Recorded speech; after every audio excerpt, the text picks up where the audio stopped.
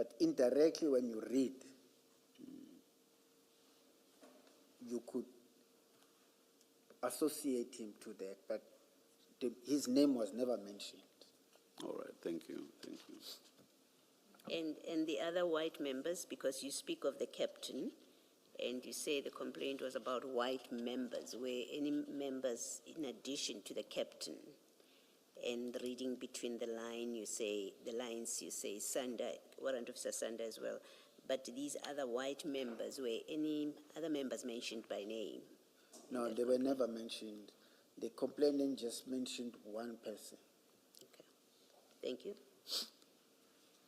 And Brigadier, just to clarify on the progress reports that you were referring to, those progress reports, were they able to verify the allegations made in the complaint?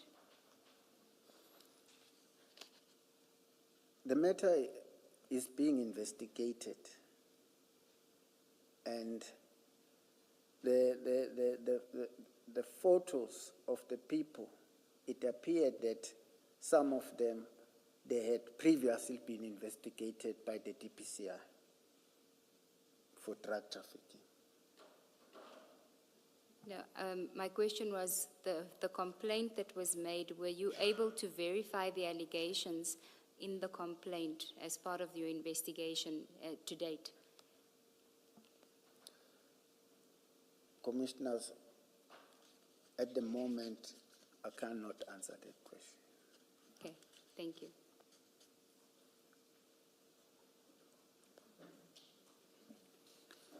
Please continue, Brigadier. Paragraph 55. In March 2025, an information note was prepared and sent to General Lebia. No report back was given on the main allegation of serious corruption, but during the course of the investigation, it was discovered that Warrant Officer Sanda had not declared his directorship in a shooting club. He received a verbal warning and the matter was closed. To date, there has been no outcome on the investigation regarding the allegation of serious corruption. I did not get any feedback from General Snona regarding the outcome of Warrant Officer Sanda's matter. At some point, Warrant Officer Sanda came to me to speak to me about the returning to Soki. I told him that I would speak to General Snona, who agreed that Warrant Officer Sanda could return to Soki, but not to Sanap. General Snona said Warrant Officer Sanda must go to EPR. I communicated this to Warrant Officer Sanda as instructed by General Snona, and Warrant Officer Sanda was moved from the support service to EPR.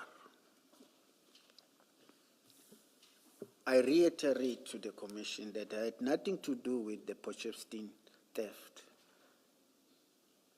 and I hope that my evidence will be of assistance to the Commission.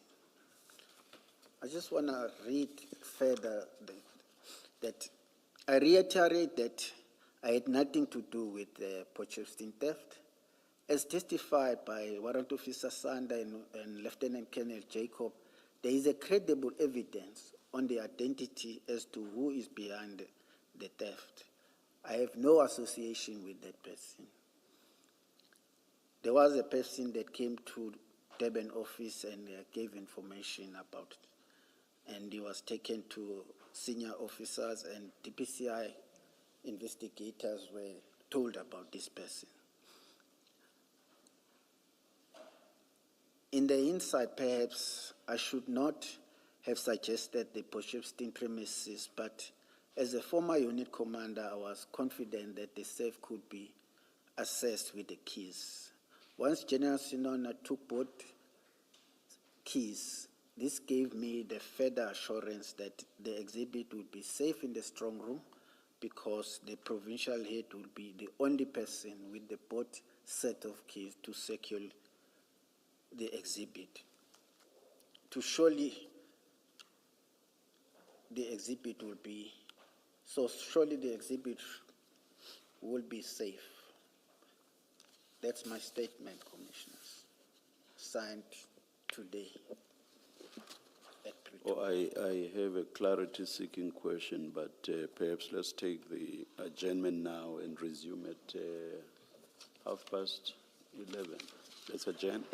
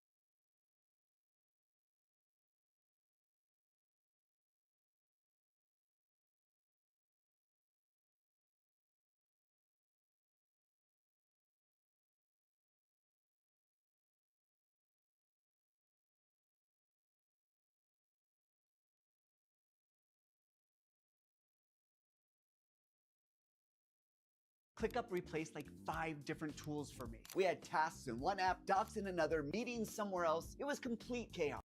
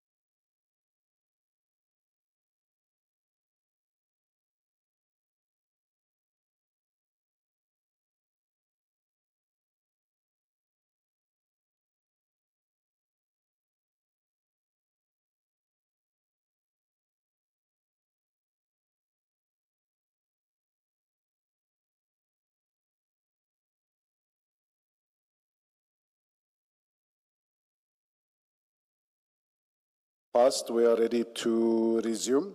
Please switch off your phones. Thank you.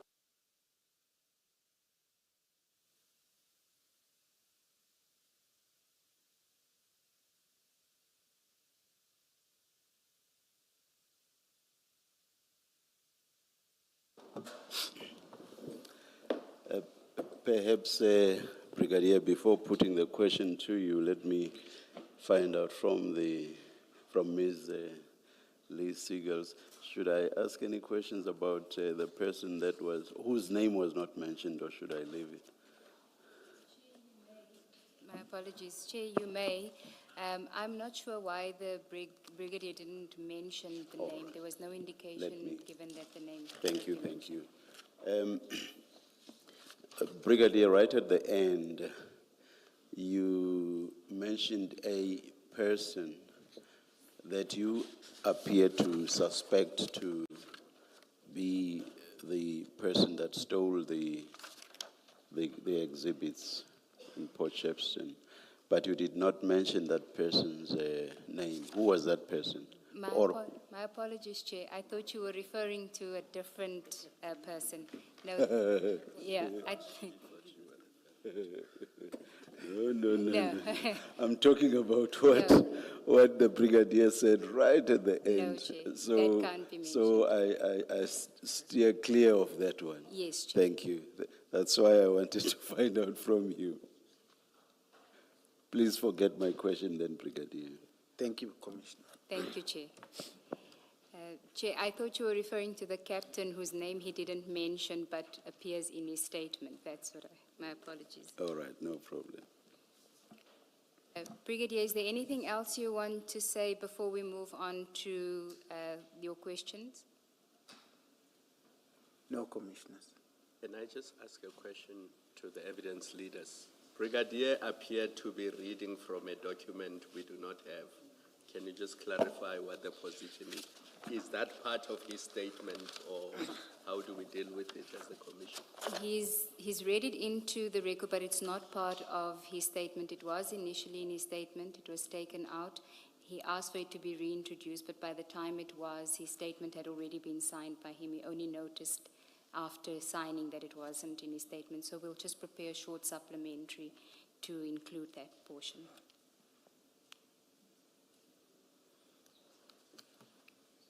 That's in order. Thank you. Thank you,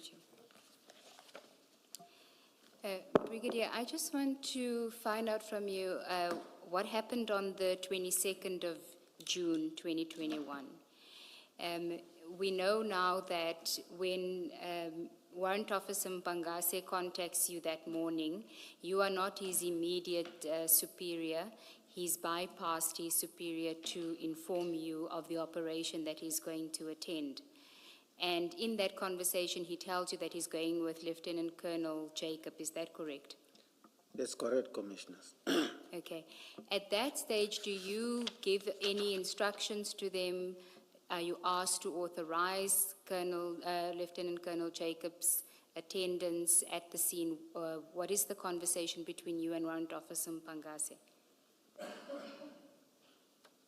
If my recollection serves me correctly, I did not give any instruction. I accepted what they were telling me, and I was waiting for the outcome of the investigation. I'm asking because you will recall that as part of the theft investigation, you had submitted witness statements to the investigating officers at the time. Do you recall that? I do recall, Commissioners. If I could ask you to go to, there's an exhibit bundle file in front of you. If you can go to exhibit CJC 197.4, and I think it is, in fact, if you can rather go to 597, that's page 597 of the exhibit bundle. What's written on the spine? It says Port Shepstone exhibit bundle, Chair. It should be the first bundle. I'm working from the electronic version, so I'm not sure in hard copy if it's the first or the second exhibit bundle. CJC 243.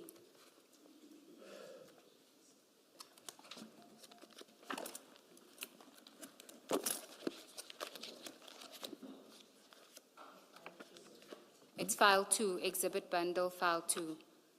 File 2. Yes.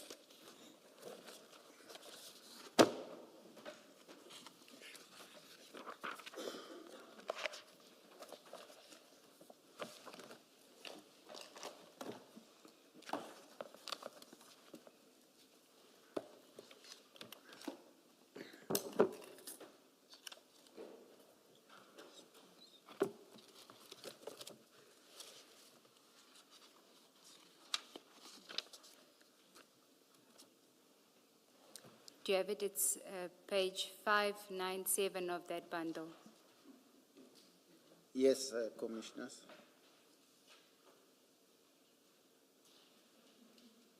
It's a statement by you. Yes, it was a further statement. Yes. And if we go to 598, we'll see that it was deposed to on the 10th of May 2022. Yes, Commissioners. Okay. Now, you say at 597, on the 11th of April 2022, I had a meeting with Colonel Mojela. My initial statement that I submitted on the house-breaking matter at Port Shepstone Serious Organized Crime Officers. Colonel Mojela requested that I give a further statement clarifying the following: communication between myself, Colonel Jacob, and Warrant Officer Mpangase on the day of the seizure. I want you to skip the 1, 2, 3 bullet points. The sentence immediately after the third bullet where it says, who was the unit commander in, do you see that bullet? Who was the unit commander in Durban, serious organized crime? Okay. Then it says Colonel Mhlongo was the acting unit commander. The next bullet says Colonel Jacob was called back from leave. Do you see that topic? Yes, sir. When Warrant Officer Mpangase called me in the morning about the information, he told me that crime intelligence wanted Colonel Jacob to handle the matter because of trust issues. I then authorized Colonel Jacob to resume his duties, especially for the said operation, as he was on leave. Do you recall making that statement? I recall making this statement. Yes. Now, in your statement and before the commission, you don't give that much detail. You just say on page 9 of your statement, in fact, you deal with the call with Warrant Officer Mpangase at paragraph 26 on page 8. And you just say, I was on duty when I received a call from Warrant Officer Mpangase. He reported to Colonel Jacob, who was the SANAP team leader at the time. Warrant Officer Mpangase informed me that he was contacted by crime intelligence regarding suspected drugs in a container at Isipingo. He told me that he was attending the operation with Colonel Jacob and Warrant Officer Sabia, who was at EPR. Now, you don't say here that you authorized Colonel Jacob to come from leave in order to attend to this. So can you just clarify what happened in fact? Thank you. This was a further statement because they wanted further clarity as to why Colonel Jacob. And then I remember that he was on leave. Because when I submitted my initial statement, that was not in my mind. And then when they asked me questions, it is then that I remembered that he was on leave, not that I wanted to hide anything. And I think in his statement too, he has put that he was on leave and he came back. Yes, but your statement to the commission, that's what I'm trying to establish. In that statement, you don't say that.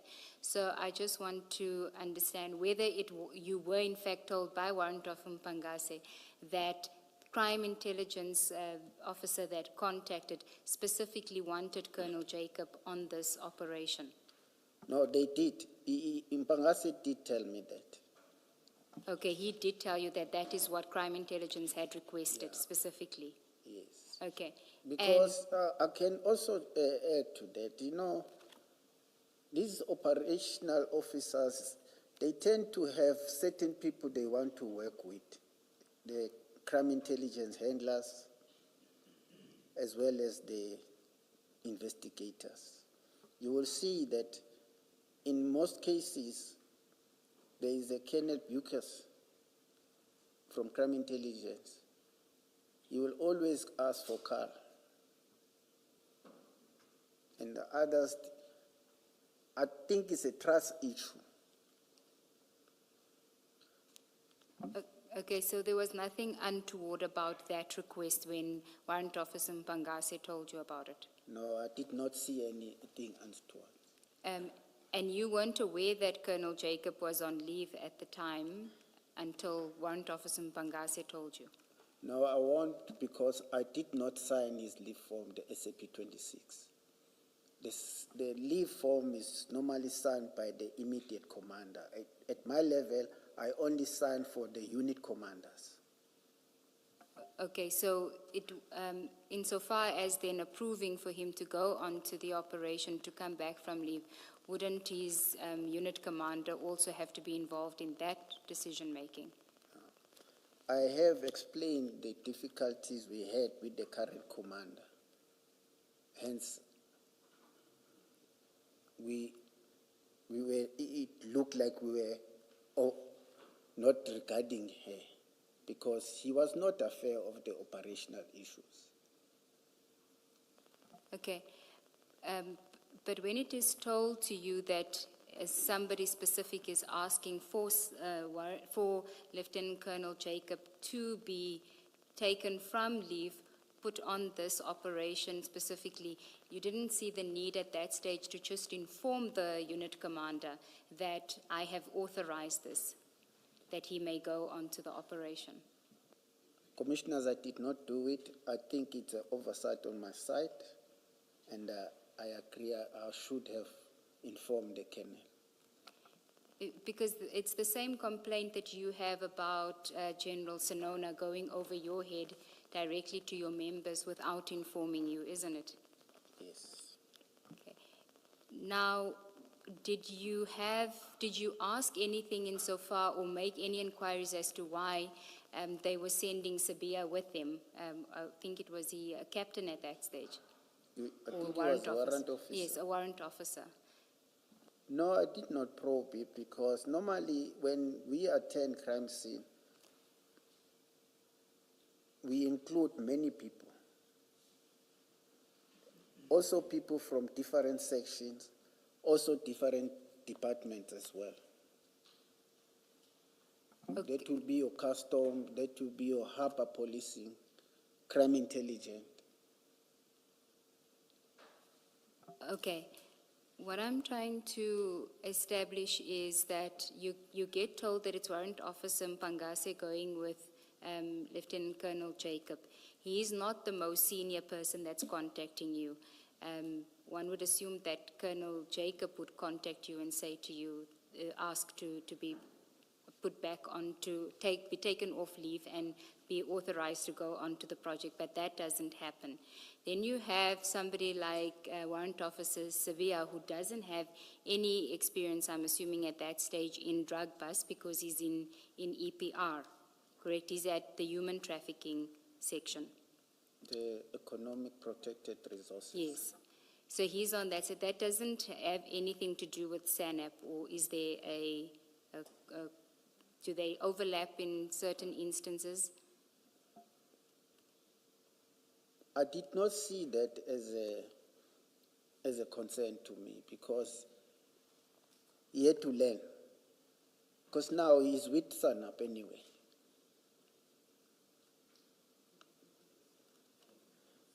Our understanding of the evidence is, what do you mean he was with SANAP? EPR is in SANAP. No, ma'am. Remember, I've testified to say serious organized crime has got 3 sections. There's NPVC, which deals with serious and violent crime cases. There's SANAP, which deals with drugs. And there's also EPR. Now, for them to attend the crime scene and see how the other sections are working, it helps them, because when they are promotional posts, a person does not apply within his line of work. They will apply on all these 3 sections. Yes. Now, I was just clarifying when you say he's with SANAP. as if suggesting that at the time that he was asked to join this, or when he was called in to join this operation, he was a member of SENEP at that point. I just wanted to clarify that he was not SENEP at the time. No, he was with EPR. Yes, thank you. Thanks, Commissioners. Okay. And you then say that you received a call later on from Lieutenant Colonel Jacob. When he called you, was he at the scene, at the crime scene, so at the CHC depot, or was he already at Isipingo police station? The first call I received from Colonel Jacob to me, because I wasn't there, he was at the crime scene reporting the discovery. Okay, and you then say you're going to he must keep you updated, and then you receive another call from him. The first call that you received, do you recall more or less what time you had received it? It was early in the morning. I can't be specific with time. Okay. And at that stage, did he mention anything about having contacted FSL to come to the crime scene to assist them with anything? No. Okay. When you speak to him again, that is... Looking for a great car insurance deal? Look no further. For quality cover and affordable premiums, get a quote and see how little you could pay.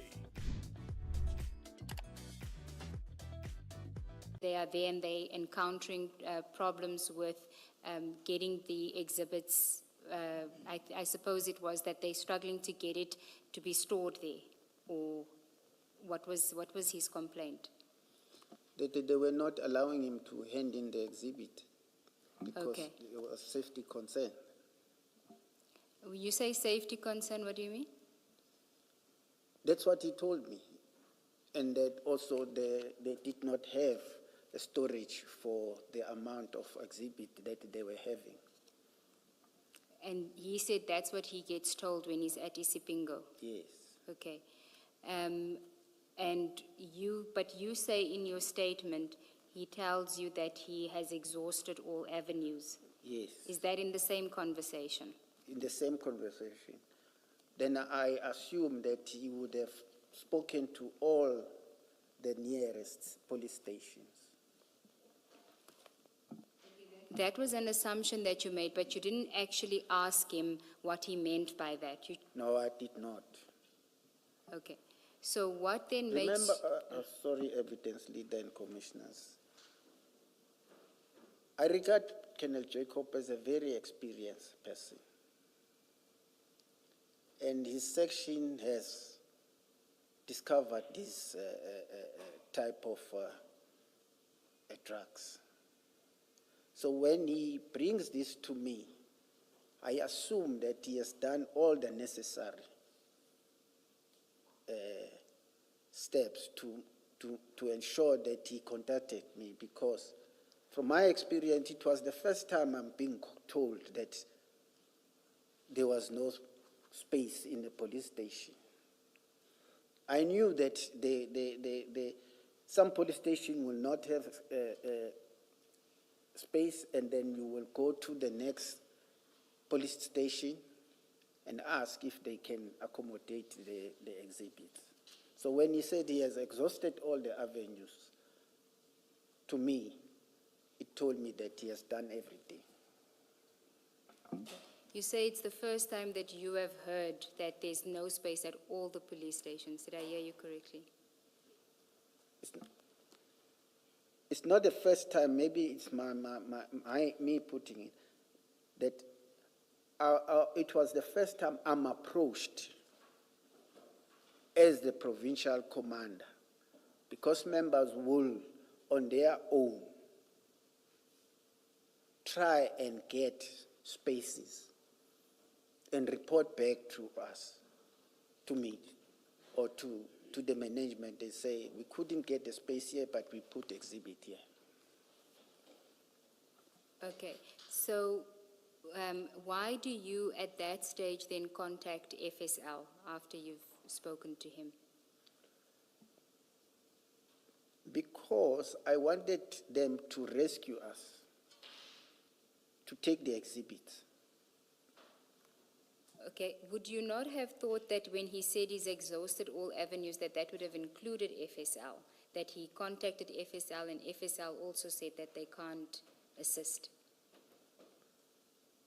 It never came into my mind, hence I called him. Okay, and did he tell you that he had also called FSL? No. And he didn't? No. So when you call FSL, you have no knowledge that he had previously called or earlier that day called FSL? No, no, if my recollection serves me correct, no. Okay. Now, I wanted to just take you to clarify the time issue because it is important. If you go to the consolidated statement file, there should be a file that says consolidated statement. It's section 2. And it's the statement of Lieutenant Colonel Prinsloo. Somebody will assist you.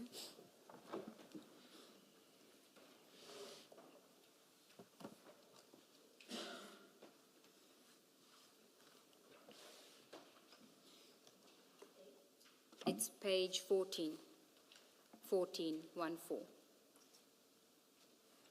of section 2.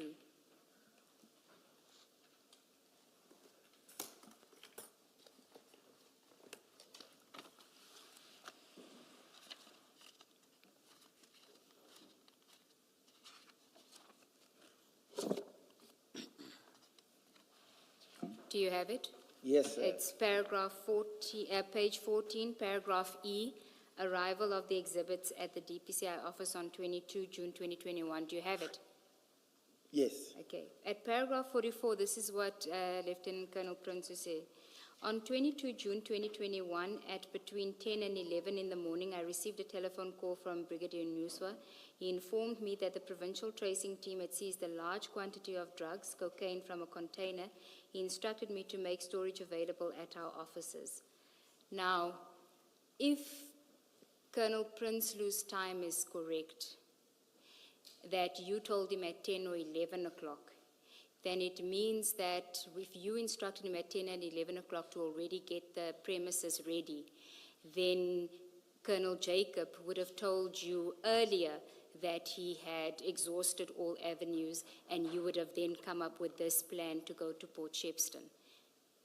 I disagree, Commissioners. I think the timing of, the timeline of Colonel Prinsloo here is wrong. Also, what is also incorrect here, I never communicated that the tracking team, because Jacob is not from the tracing team. Okay, and you will recall that when I consulted with you, I did highlight this to you because it would mean that there was never a conversation with Colonel Jacob about Isipingo not wanting to assist them. It was always the intention that the exhibits were going to go to Port Shepstone, because if at 10 o'clock that arrangement is already made, then everything that follows after that is just staged to explain why it eventually goes to Port Shepstone. Commissioners,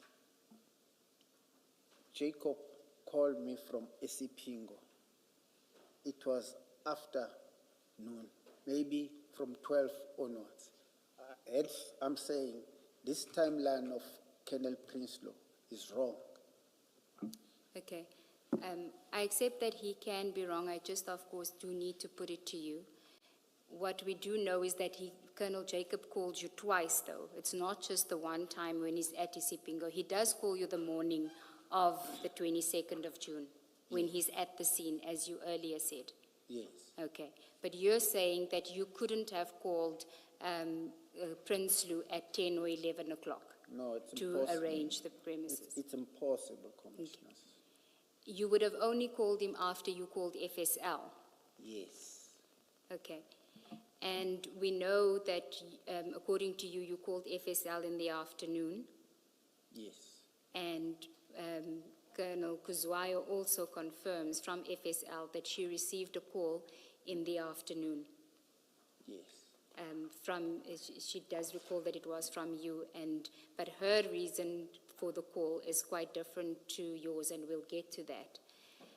Now, when you make the call to FSL, you say that you only asked about whether they have storage. That's correct. Okay. Were you aware of any request that was made to FSL for your members to be assisted by the FSL members to guide them on how to do sampling, for your members to be guided on how to do sampling by the FSL members? No, Commissioners. I can't recall that. You never had a conversation with anyone at FSL about them sending their members to assist your members with sampling? It wouldn't have been about sampling. You can't do sampling before you enter the exhibit into the 13. Because that means you will be destroying the evidence. It has first to go to the 13, and then you take those samples from the 13 to the FSL, not from the crime scene. Now, it's a bit curious as to why, when the FSL members testify, what they say is they received a request to go and assist Brigadier Newswa's members. They don't say to go and assist SANEP, they say to go and assist Brigadier Newswa's members, suggesting that you either called and asked about the sampling, or that somebody used your name and said that they are Brigadier Newswa's team and they needed assistance with sampling. I've heard that testimony, but I do not know how my name came. But my name has been mentioned so many times on this investigation. Okay. And when did you then first become aware that there had been sampling done on the exhibits by your team, by your members? The sampling, I think it was done after the storage of the exhibit at Potchefstroom. No, my question is, when did you become aware that sampling was done by your members?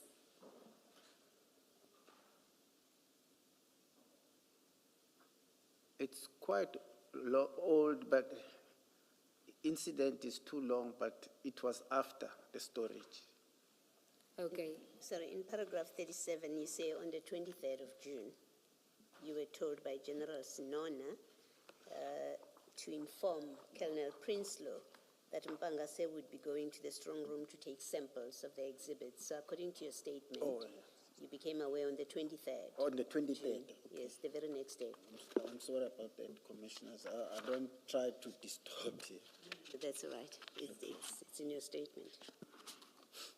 So if it was on the 23rd, do you know if at that stage they had registered the exhibits into the SAP 13? Because according to you, they can't do the sampling without first registering into the SAP 13. Remember, Commissioners, the exhibits were entered in Isipingo on the 22nd.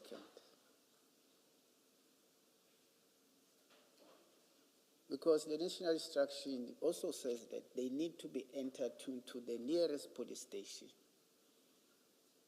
But Brigadier, you an experienced investigator, you know that that wasn't the correct procedure that they undertook on that day when they registered it into the SAP 13. The exhibits were not in evidence bags, in exhibit bags. Okay. That alone is another issue on its own. But to enter them into the SAP 13, to say 541 bricks of suspected cocaine on 27 bags, that I was not at Isipingo, but it was done. I was told it was done. But they were also booked out on the same day. And also booked out on the same day. And so on the 23rd of June, they were unaccounted for in any record of the SEPs because they were booked in Isipingo and then booked out the same day. And on the 23rd, they hadn't yet been booked into the Port Shepstone SAP 13. So at that point, there's no written record of the SEPs where these exhibits are, as you phone Colonel Prinsloo that your people are coming to take samples. Yeah. Yes, I was following the instruction yes. from my superior to phone Colonel Prinsloo and tell him to expect Bangase because he was coming there. Yes, I understand that part, but I think the question that you're being asked is, at that point, they are not in their presence in Port Shepstone, DPCI, are not recorded in any SAP 13 or any other document. And you, as an experienced officer, police officer, I think the suggestion is, but you would know that taking samples at that point, when these exhibits are not in any record of the SAPs, is irregular or is not proper procedure. You concede that was not proper procedure, what happened here. Can I put it differently? Is the correct procedure not that before they were taken to the DPCI offices in Port Shepstone, they should have been booked into the, SAP 13 at the Port Shepstone police station before you even store them in the safe at the DPCI offices? You're correct, Commissioner. That would have been the correct procedure, That would because have then been the correct. you could account for their leaving Ispingo and To being Potchefstroom in Port and then Shepstone. to, Yeah. yes. So your reasoning that although the proper chain of custody was not preserved, because Mpangase was in control throughout, you were happy that at least he knew where they were, because that seems to be your suggestion or Yes. your line of reasoning, that because he knows where they are, then they were not compromised. That's correct, Commissioner. But he could compromise them. Why do you think he could not compromise? Commissioners, we work on the trust basis. You made a distinction between, I think it was chain of custody and then the chain of evidence. You say that the custody is that Warrant Officer Mpangase is always with the exhibits from the time that they seize it at the scene, and so that maintains the chain of custody, correct? Yes, correct. But the chain of evidence is a different issue. That is, the evidence is already compromised when they leave there, because if they don't put it in bags when they leave at the crime scene, you don't know what's happening from the crime scene to the police station where they're going to enter the exhibits. Correct? Sometimes it's practical, not possible, but I concede. In what instances would it be practically not? When you discover the drugs at the crime scene and you do not have evidence back, and then when you get to the police station, that is when you get the bags and bag them. But most cases, when these incidents are occurring, there's multiple people. So the chances of anyone doing something wrong are very minimal. Unless they're all acting in concert, they're all in on it. But can't people from different departments work in concert? Someone out there would say, hey, something went wrong. But except here, we know that we had Colonel Jacob Mpangase, who we know was specifically requested by the crime intelligence officer, and they rope in Warrant Officer Sabia. So it's the three of them, all from the same unit, who leave with the exhibits. Faster claims means no drama. Submit, track, and manage your insurance claims all on the Naked app. Get a car and home insurance quote now and see how much you can save when you get naked. Don't have multiple teams. Yes. that just happen to be on the scene, and they are not necessarily friends or in any way associated with each other than that they all fall under the umbrella of the SAPS. This is completely different. You've got people who were specifically selected. Two of them say they were selected by the crime intelligence officer who gave them information, and then Colonel Jacob selected Sibia. So you've got three people who are involved in this operation. So your reasoning that it's unlikely, that anyone would do anything inappropriate when there are multiple players doesn't apply in this case. I concede, Commissioner. Yes. Thank you, Commissioner. But I wasn't aware that the other stakeholders were not involved.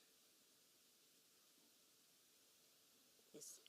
Can I just raise something about that you say in your statement, and it's about this discussion with the evidence leader about the chain of evidence being compromised.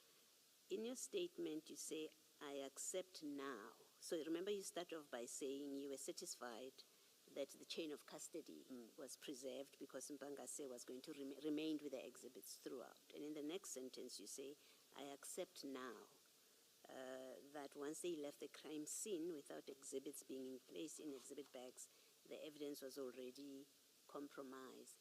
Surely, as an experienced officer, you would have realized this back then, not now, not later. You would have realized once you became aware.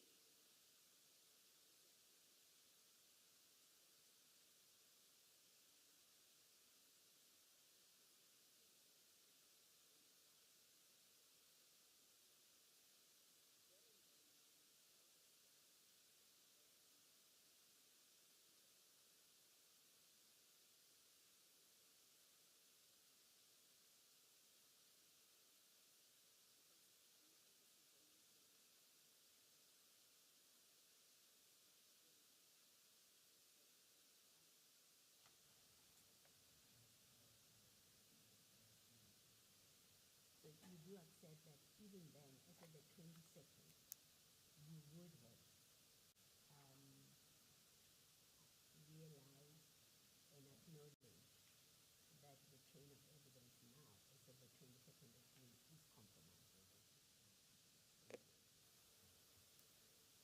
Advocate Ngube, just to help us with space, because can we please deal with paragraph 44 and 45 and 46 of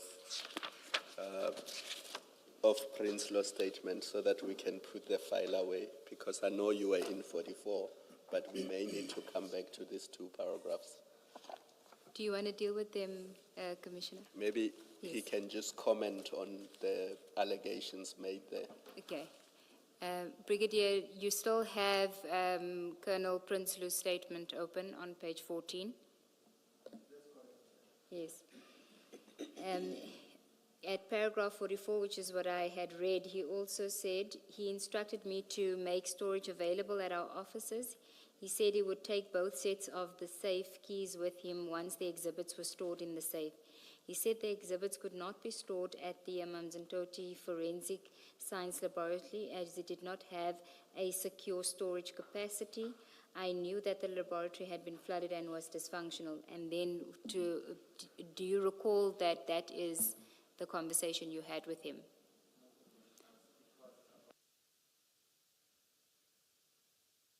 Can you switch on your microphones, please? I apologize. And keep them on, yes.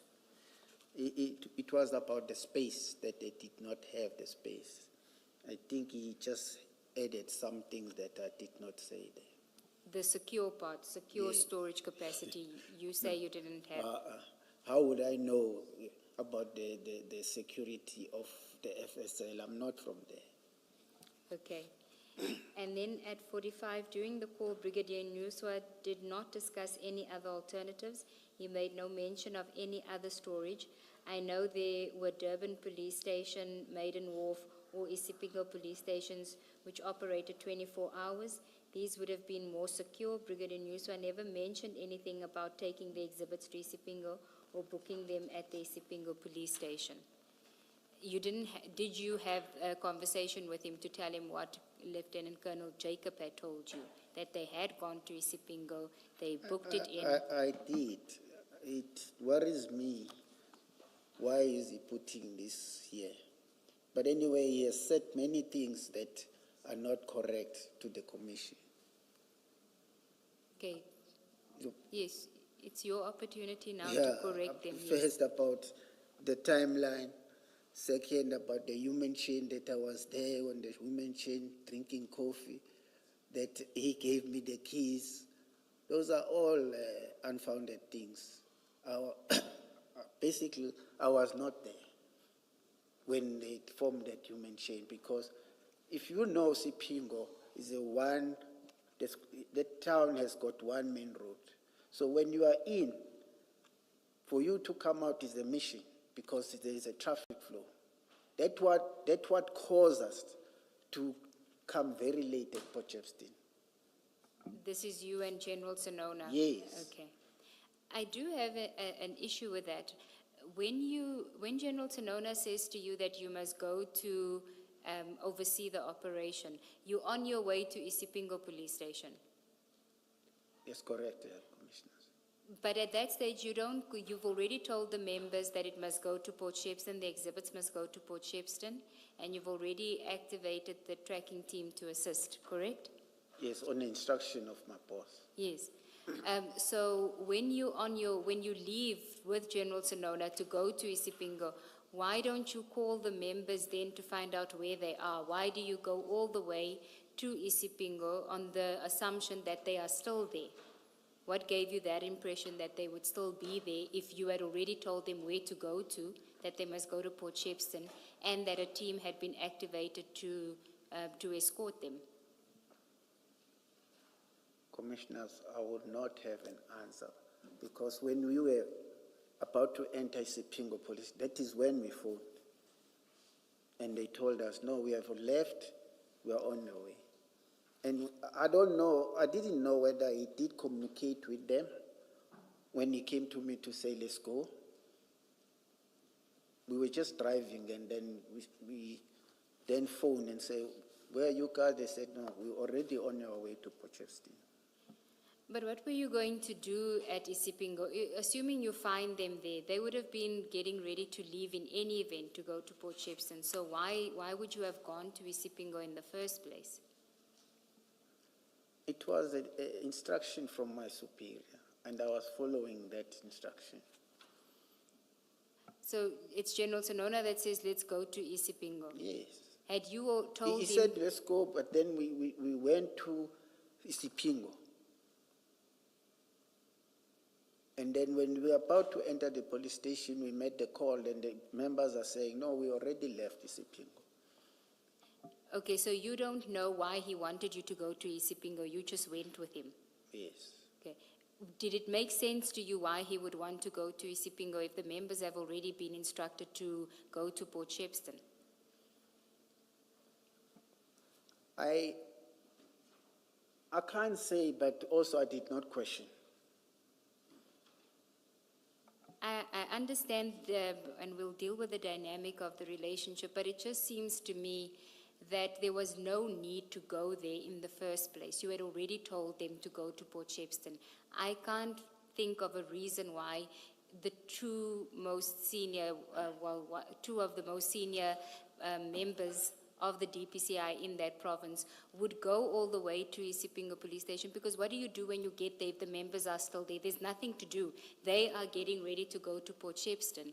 So the reason why it's important is because the timeline, according to Prinsloo, you were there when the human chain happens, and that means you would have been there earlier, which means that if you left your office to go straight to Port Shepstone, then Prinsloo's timeline matches.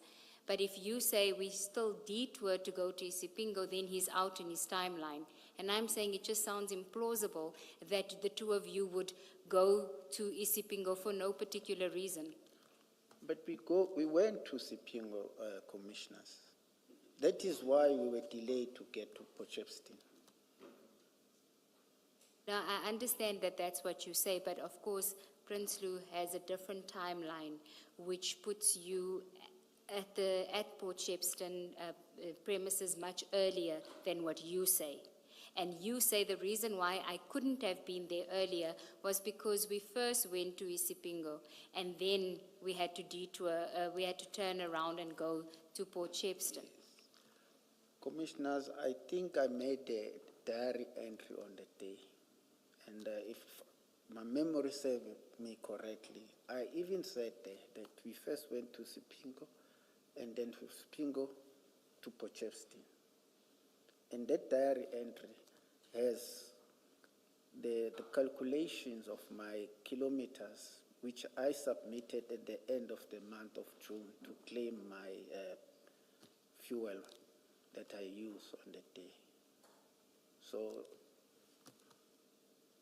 Are you saying that the claim that you made for the fuel would support that the kilometers that you traveled would support your version that you first went to Isipingo and then detoured? I'm sure. Okay. It can't be, I know I've got an entry in the pocketbook, but then when you submit, you also make a copy of that, of the pocket, of the diary, and submit to the police, and they will keep it in the system. Okay. Now, when you then eventually get to Port Shepstone, you say you weren't part of the human chain. No. What do you observe when you arrive at the scene? What are the members doing? The exhibits, being 27 black bags of suspected cocaine, were already in the safe. In the bags, in the black bags? In the black bags. Okay. And Lieutenant Colonel Prinsloo and Pangase and the members were counting these bags, not counting the bricks, counting the bags. They were counting the bags. Yes. Did you know whether they had counted the bricks themselves? No. I think that counting must have been done at Isipingo. Okay, so they would have taken the bricks out of the bags at Isipingo and then put them back in the bags to go to Port Shepstone. Yes. And when they get to Port Shepstone, they don't take it out of the bags, they just put the bags like that into the strong room. When I got there, I did not witness that. But they told you when you got there that it's 541 bricks. Yes. So they would have counted it already. Yes. Okay. And that you say would have happened at Isipingo. That's correct. Had you received any photographs from any team members at that stage of photographs taken at Isipingo police station of the bricks unpacked out of the bags? Normally, when they submit a report, they will attach photos. Now I'm talking about on that day, before you arrive at Port Shepstone, had you received any photographs from them, from the members? I cannot recall, but the report, there is a WhatsApp report that the members compile for the success. They will attach photos, and that WhatsApp report, I will send it to the general, and the general will send it to national office. What do you mean WhatsApp report? So do they send it on WhatsApp? Do they compile it on WhatsApp? There is the procedure is when there is successes or incidents, you compile a report. And the unit commander will send it to me. I will send it to the management group of the DPCI. And then the general will read it. If he's happy with it, he will then send it to the DPCI management group. And but that didn't happen on that day. That happened afterwards. The next day, or later that day. Commissioners, I'm under oath, I won't lie, I can't remember. I'm just trying to establish whether when you got to Port Shepstone, you had seen photographs of the exhibits unpacked, of the bricks unpacked out of the bags. Were there any photographs circulating at that stage? Not on the official WhatsApp group, I don't recall that. Okay. Because when it's then, according to you, it's in the bags, you say to Mpangase he must make sure that he puts them, or it's in the black bags. At the scene at Port Shepstone, you say to Mpangase he must make sure that the exhibits are put in exhibit bags and registered into the SAP 13. Do you recall you saying that? Yes. Okay. Now, at that stage, you didn't know that they'd already unpacked the drugs. They had piled it up at the Isipingo police station. Fingerprints were on the bricks. None of that you were aware of?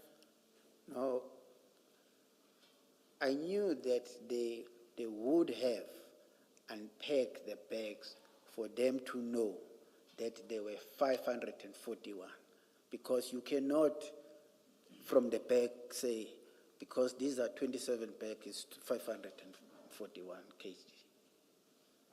And what reason did they give you as to why it wasn't in exhibit bags?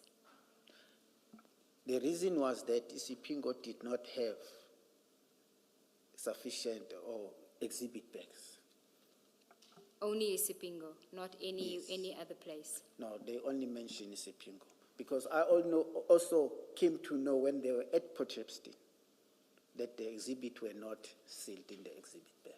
Okay, so you only get to know when you're there that they didn't put it in the sealed bags? It's correct, Commissioner. Okay, and that is why you then give Mpangase that instruction to Yes, do it? Commissioner. Okay, and if you had been aware, what steps would you have taken? I would have asked them to go source the exhibit bag from the nearest police station.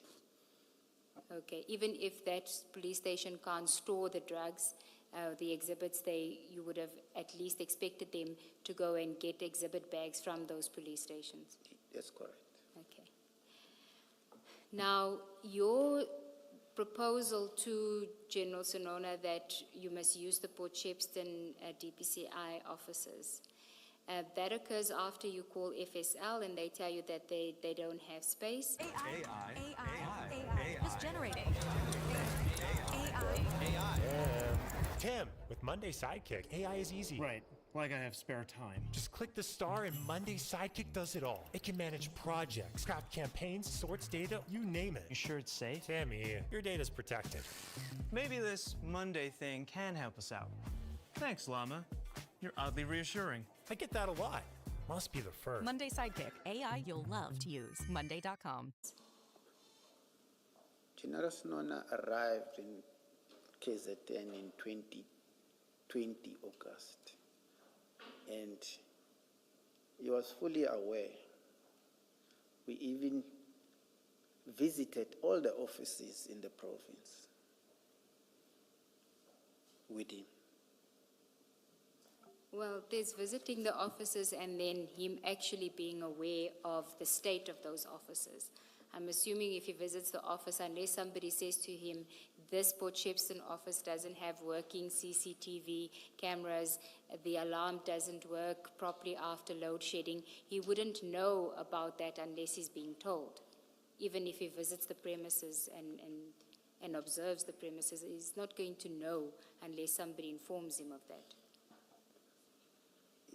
He knew because we were busy with the supply chain to get the proper security for the same office. When you say we were busy, who are you referring It to? was the supply chain management at provincial office and myself, and I was reporting to him. And supply chain management also reports directly to him. That time, we did not have a brigadier, so they were reporting directly to him. They were reporting directly to? To General Sonona. Okay, so supply chain management is reporting directly to General Sonona and you're reporting directly to him about procuring enhanced security measures at Port Shepstone. Port Shepstone. And when was this? During that period, because this date back from 2018, even before I assumed the position in 2020, there were problems with the security at Port Shepstone. Yes, I understand that. I want to know specifically when were you reporting this to General Sonona that you in the process of procuring enhanced safety measures at Port Shepstone? When would this have been? Bearing in mind that he joins in Remember August the 2020. first 3 months when he came and we were briefing him of everything that was taking place? It was during that period. Because it wasn't about the 3 operational space, it was all the environments within the TPCI, KZN. And were these reports in writing, verbally? How were you reporting to him?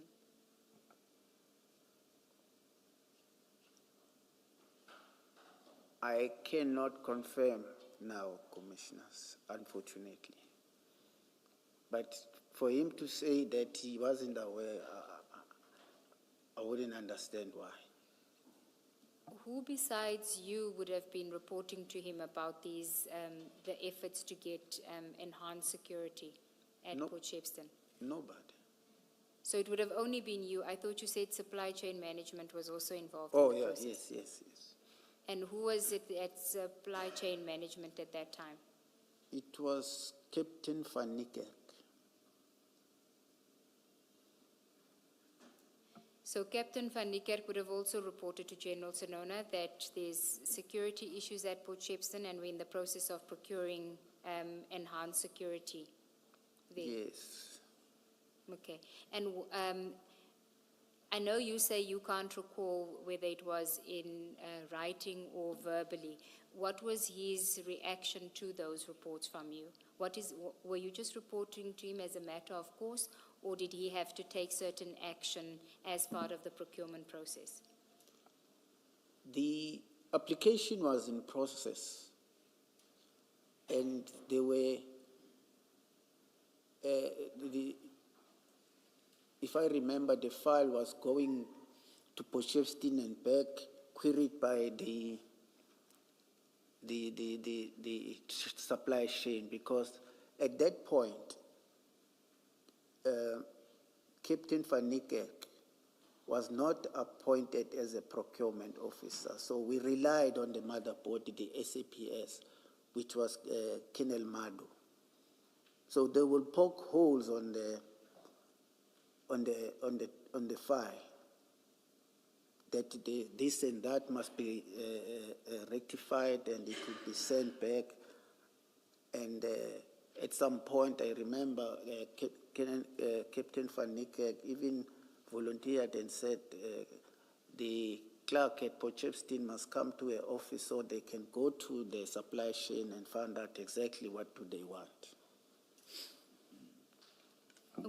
Would General Sonona have to sign off on the application? What was the purpose of involving him, of reporting to him? The 585 form need to be signed. By him? The committee will sit and then we all sign. Including General Sonona? Yes, you would have signed, but I can't recall if that happened. You can't recall if he signed, or you can't recall if that process happened? The process happened.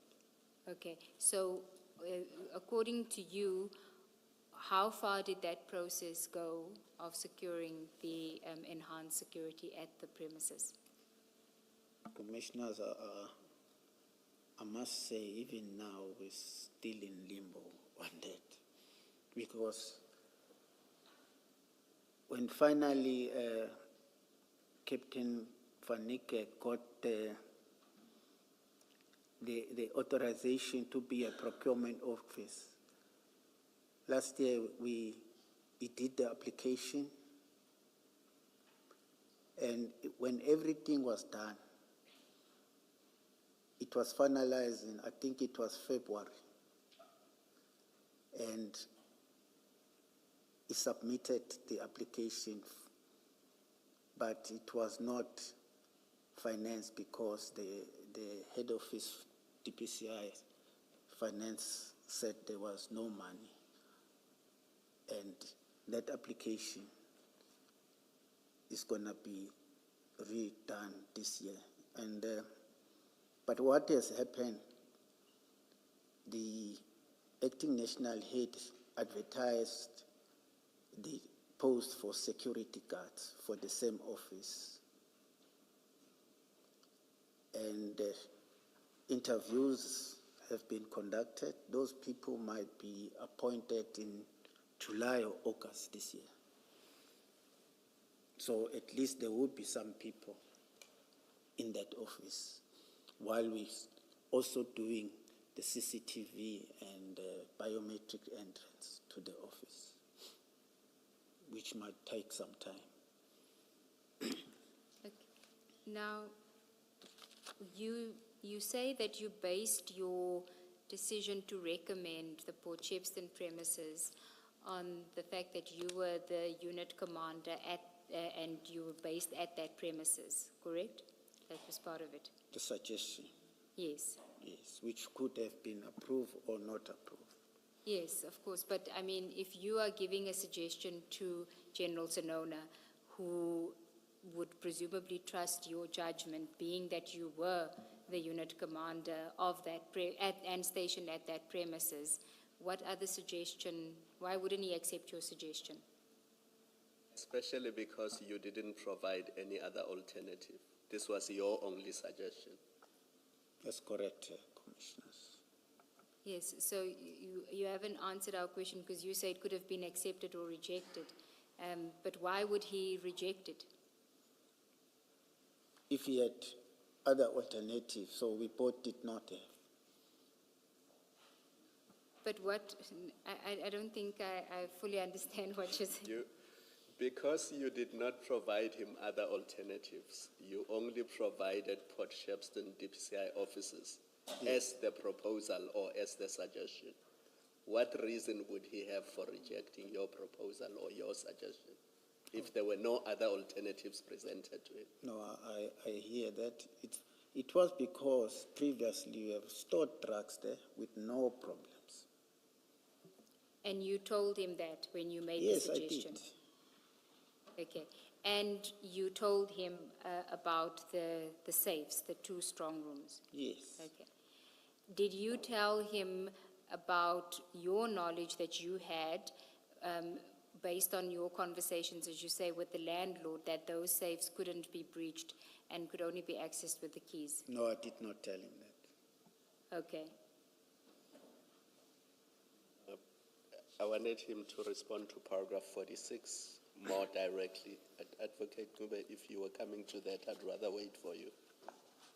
We can do paragraph 46 of Prince Lou's statement on page 14. You there? Do you still have it open, Brigadier? That's correct, Okay. Commissioners. It says, Brigadier Nuswa was obviously aware of the storage capacity of the safes. Equally, he was aware of the vulnerability of the DPCI office and the fact that there was no active security. He would have been aware of the security applications I referred to above, the latest one being in January 2021. And then on the next page, he would have also been aware of the factual report I gave to him and also the number of burglaries which had been at the office. It was not my place to second-guess Brigadier Nuswa's decision and commands. Put differently, I could not question his decision or second-guess him or his commands. I have to respect and follow them, which I did. Do you want to comment on that? Especially his comments about there being no active security, your knowledge of that, and the application in January 2021. I knew about the application and the security, but I trusted that the drugs will be safe there. And it wasn't the intention that the drugs will stay long. Why do you say it wasn't the intention for it to stay? Normally, you don't keep drugs for a long time in a place, because then when the investigation is complete, they need to be moved to the lab for destruction.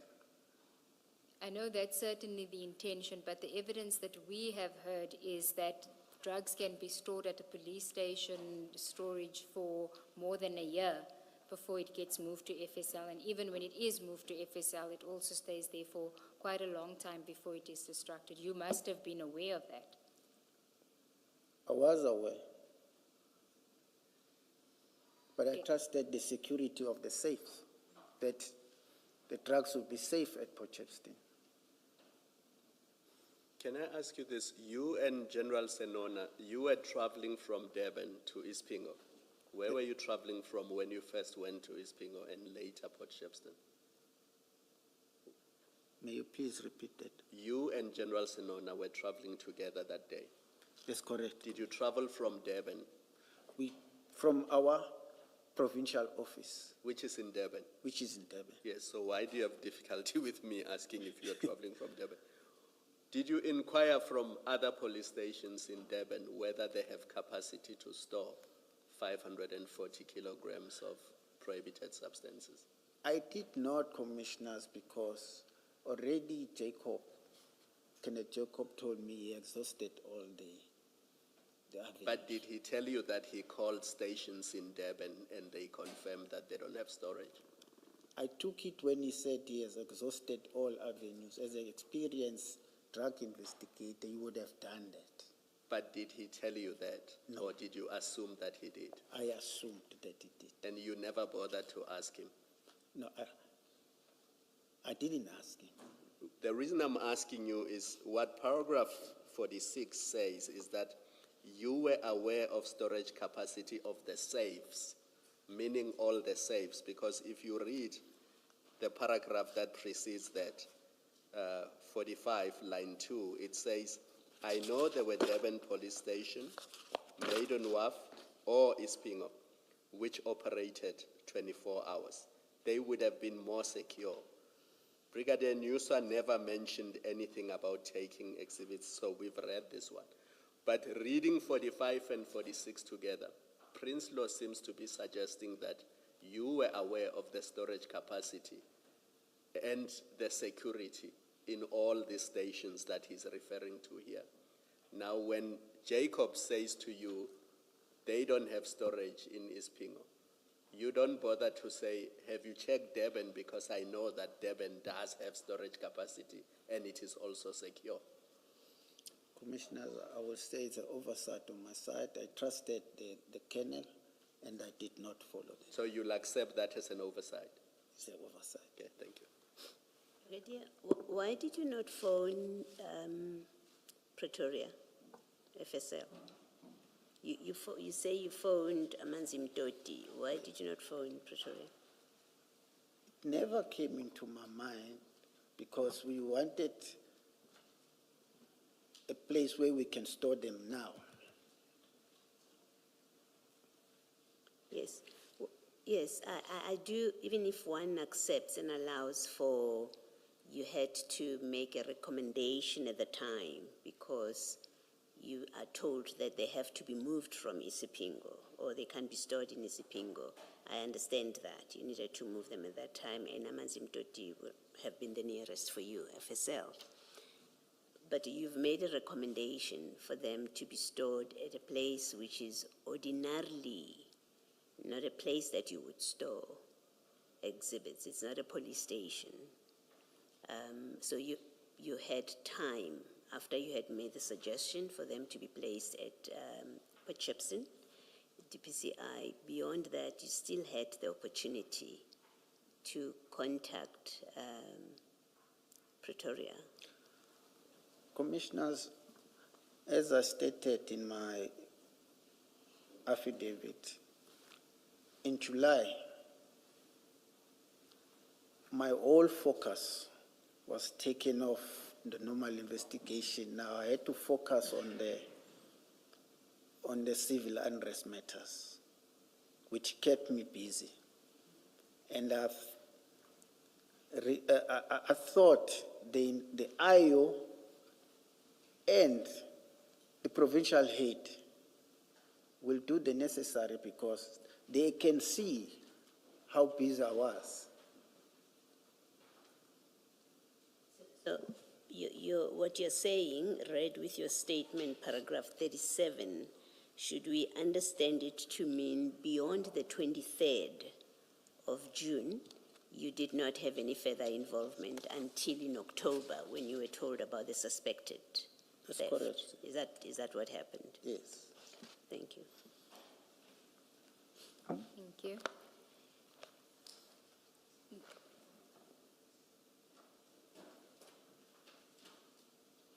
I think you can put the consolidated statement file away for now.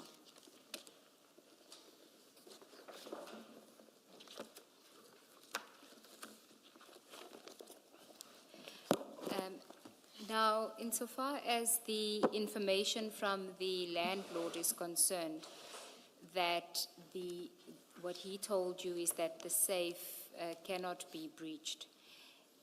Was there anyone else that he had given that information to, or was it just you that he told that at the time? The landlord, which is the father that you're referring to. Yeah. You know, me and the landlord, we used to talk a lot.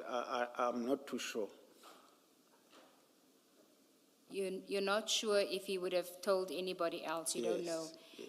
Had Hence, you- I'm saying it would be good if there was an expert called so that what the landlord told me can be disapproved. Do you know if, did you tell anyone else prior to the theft, did you tell anyone else that the landlord had told you that the safe can't be breached except with the keys? No, I never told anyone this thing. You didn't tell anyone? No. Okay, so it's really only you, that it's your word that we have to take, that the landlord told you that, because the landlord, the person that told you passed away. Yes. I do not know about the other captains that were there before, who retired. Which captains are you referring to? There was once a Captain Maybeck there. And the other one, sadly, he just passed on now, Colonel Nzingwa. Because it was three of us when we walked into that place. At the time, when you walked into the place, when you were the unit commander? Yes. Okay. Where was Lieutenant Colonel Prinsloo at that time? He was a warrant officer. Also at that premises? Yes. Okay. And you're not aware if he knows about this information of the landlord? I'm not too sure. I'm not too sure, but he was junior. And also, Prinsloo, he was once SAP 13 clerk for us in the same office. Yes. What is the significance of that? I'm just mentioning it. Okay, so he was in charge of the safe at some point? At some point. Okay, but you don't know if he also knows if the land, Yes. okay. And now that formed a big part of your reasoning for why you suggested Port Shepstone, is the safe and the information that you were given by the landlord. And I thought the trucks would be safe there. And at that stage, the intention wasn't necessarily for General Sonona to take both sets of keys. It would have stayed with the SAP 13 clerk had he not requested the keys.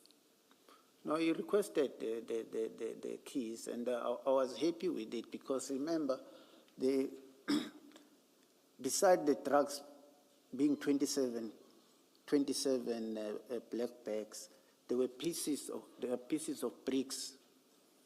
So if anyone had access will come in and take one, no one will know.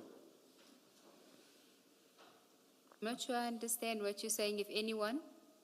If anyone had access to the safe, They could have taken it, yes.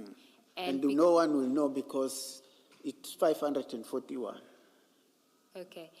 And does General Sonona make the suggestion that he takes the keys before you go to Port Shepstone? Or when does he first bring up the proposal that he take the keys? When we were discussing before even phoning Prinsloo, because when he agreed, I also told Prinsloo that we will be taking the keys and the spare key. Okay. And at that stage, so when you're at the premises now and the exhibits have been stored and it gets locked up, General Sonona takes the spare key and the original key. That's correct. Okay. That seems to be common cause, that he is in possession of the keys. You then say that he called you the next day, to inform Prinsloo that Mpangase is coming to, needs access to the safe to That's take correct. samples. That's correct, Commissioner. Okay. And how did that process work? Were you involved in that process at all, other than just calling Prinsloo? Or did you just call Prinsloo and that was the end of it? Excuse me. I wasn't involved. I was in my office. He called me, and I called Prinsloo. I did not see the keys being given to Warrant Officer Mpangase. I think, yeah, you say that the last that you saw the exhibits was on that day, the 22nd of June. That's correct. Okay. And ordinarily, how would it work with these keys if you wanted to gain access to the safe? So if you required the keys, is there a form that you need to complete, a register, if you want to access the safe? If you take hold of the keys, Yes. normally there is a handing over which I have seen in the documents here, but that is also completed by the person who's handing over the keys. And are you certain that there were only the 2 sets of keys? So there wasn't the possibility that someone had made another set of the keys? You're certain that it was only the 2? No, I don't think so. It's only the 2 that you're aware of? I only know about the 2. Okay. And what is the purpose of the spare key? So I just want to understand, because he asks for both sets, so he's asking for the spare and the original. The SAP 13 clerk would ordinarily keep the original. What happens with the spare key? I think it was for safety precaution that he doesn't have a key in Durban and someone also on the other side has got a key. No, I'm asking ordinarily how would it work? Where's the spare key kept if it's just with the SAP 13 clerk has the original? Where does the spare... Supply chain keeps it and it's locked away. And that's at the provincial office? No, it's at the accounting station, which is Port Shepstone. Okay. Now can we deal with when you next hear about the Port Shepstone premises? That's in October 2021. Can I just finish the June before you go to October? And I think Commissioner Baloyi also has a question on June. Brigadier, I want to focus on when you and General Sonona now leave Port Shepstone, that afternoon or that evening. I mean, you've already conceded an oversight on your part in not trying to find alternative space to store these exhibits. The other issue I have with your conduct is what we dealt with earlier this morning, that you are the provincial commander. You are at Port Shepstone. You can see that no SAP 13 entry is done. You can see that the exhibits are not put in proper exhibit bags and accounted for. And you are just comfortable leaving things as they are and saying, I have no further part to play in this. Are you not supposed to be responsible for ensuring that your members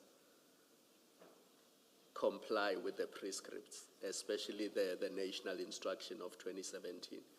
And that before you leave Port Shepstone, the exhibits are properly accounted for, they are properly put in proper bags, and they are properly stored.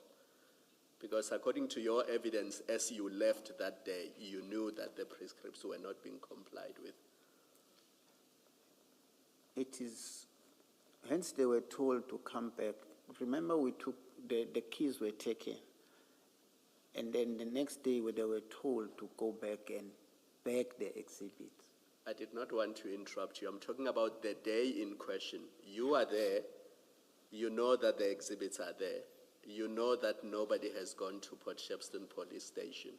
You know that nobody has sourced exhibit bags to properly store these exhibits.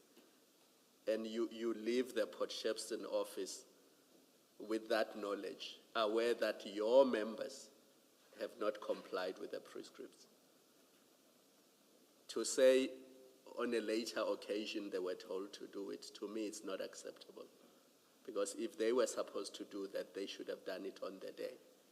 Nothing stopped you from giving an instruction on the day to say, go to the Port Shepstone Police Station, make sure that there's a proper entry at that station. While I'm here and I can see that there are no exhibit bags, let me make phone calls to make sure that proper bags are obtained, these exhibits are properly bagged, and they are done in accordance with the prescripts. At some point, people at your level have to take responsibility for these things. I hear, Commissioner. And you accept that you did not ensure that that was done. It was not done, Commissioner. And is that another oversight on your part? It will be, Commissioner. Yeah. But I had my superior with me as well, but I guess it's also another oversight on me. Yeah. And what bothers me with DPCI, this happened in 2021, and only now in June 2026, we get told that you have been suspended for your part in all of this. It seems like DPCI does not take action when prescripts. My work is easy because I use ClickUp. Here's how I keep track of all my tasks. I start by brain dumping everything I need to get done in a list view. Next, I set a priority and a due date to keep things on track. I create custom statuses to organize my progress exactly how I want it. Tend to what I'm raising with you. It bothers me that it's 5 years later and only now they appear to be taking action. Commissioner Bala. Brigadier, the keys to the safe, we've had evidence that there is someone called an exhibits clerk or something. That's correct. Is that correct? So does it mean in this case, and that would be someone at Port Shepstone Police Station, if things were done properly? Yes. That person should have held these keys. No, the keys for Port Shepstone DPCI will be held at Port Shepstone. So they should not be at head office? No. Okay. And so by taking the keys, General Sinona effectively became the exhibit clerk, took the place of the exhibit clerk. Yes. That's what it means? Yes. Okay. So this is another area of non-compliance with how things should have been done, that the keys did not remain with the exhibit clerk at Port Shepstone DPCI. You accept that? I accept. Okay. Now, when you, now these exhibits are in the safe and you all pack up to leave, what instructions were given, if any, about security? General Sinona told Lieutenant Colonel Prince that they must increase patrol and visit the office regularly. Is that all he said? In those general terms, increase patrol visit the office regularly, Yes. as far as If you know? if I remember correctly, maybe. Well, his testimony, I think, is that he said that someone should drive by every 2 hours. Do you remember anything that's specific? Not that it helps, but do you remember anything that's specific? Commissioners are. You don't remember anything that's specific? But you say they said they must visit the office and do patrols. Yes. Anyway, the office need to be visited because it wasn't not about drug, like I said earlier on. Sorry, say that again? The office need to be visited regularly because of other documents that are there and state equipment. But what does it mean the office must be visited? People go to the office to work. Are you saying? No, even after hours, Commissioner, and they will make entries to say office check, all in order. So they would do that, just go in randomly and say, I came in to check, all in order? Yes, especially in the DPCI or in the detective environment, there's always people on standby to attend to cases. I'm trying to distinguish police officers going in to see if there's anything that needs attention. Yes. And them going in as if they're security people. They've come to check the security setup. Are you saying in the normal course, police officers are required to go in and check for security breaches, whether everything security-wise is still in order? You say there's such a requirement?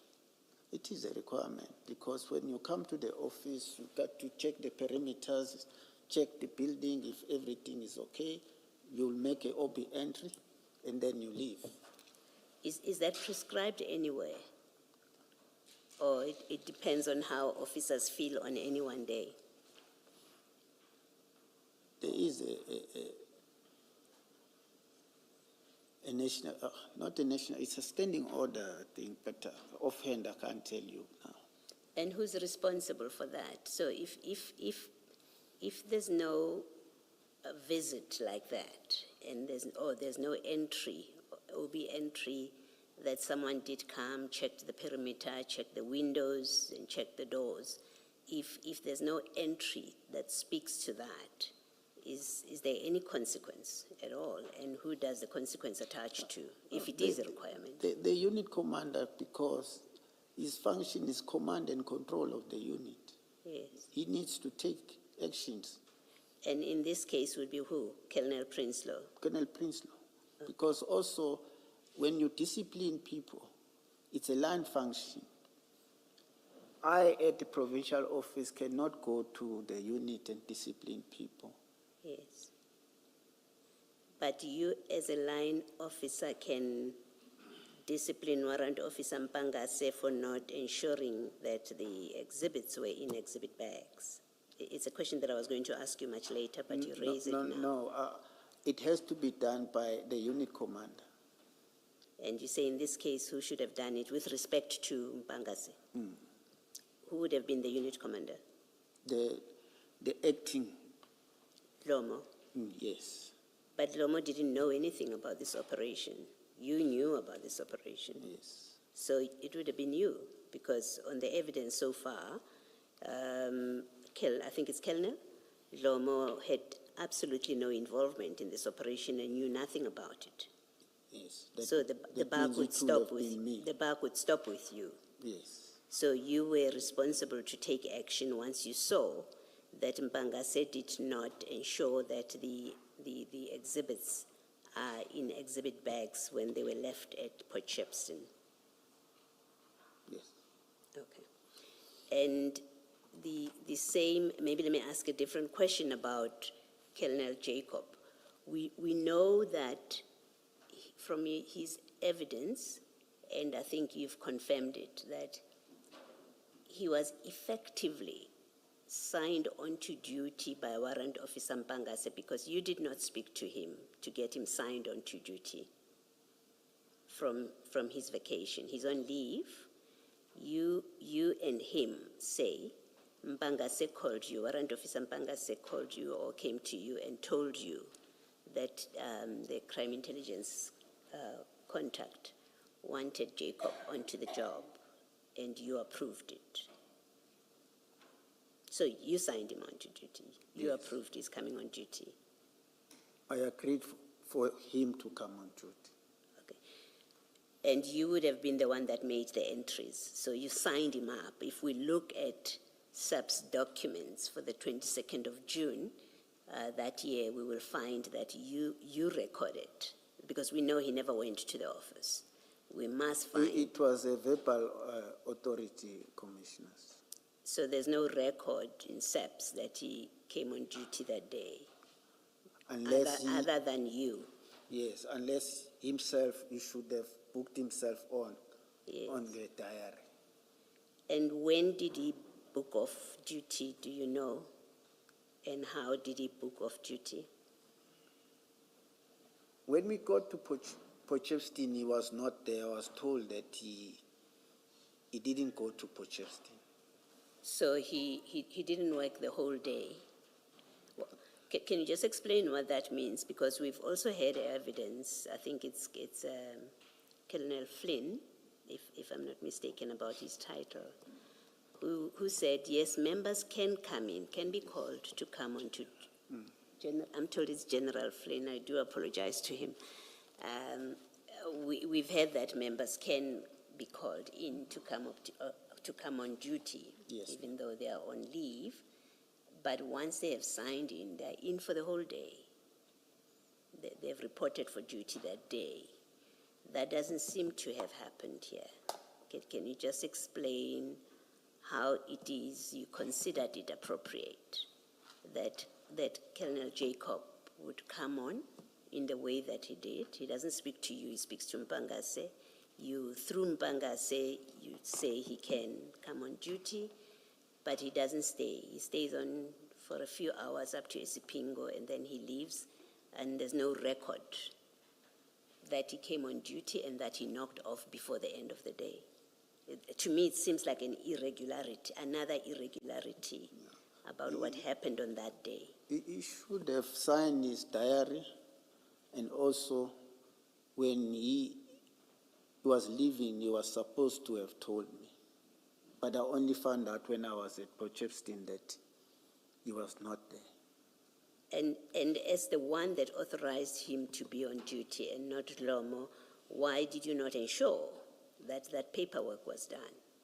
And I ask you this because there is a certain disquiet about how he comes on duty and then disappears without there being any record. And it's compounded by how this whole incident plays out eventually. So there's some concern, speaking for myself, there is some concern and suspicion, as you probably have heard from all the evidence and how we've engaged with witnesses about, in fact, what was going on here. Was this a legitimate operation? And you inadvertently or knowingly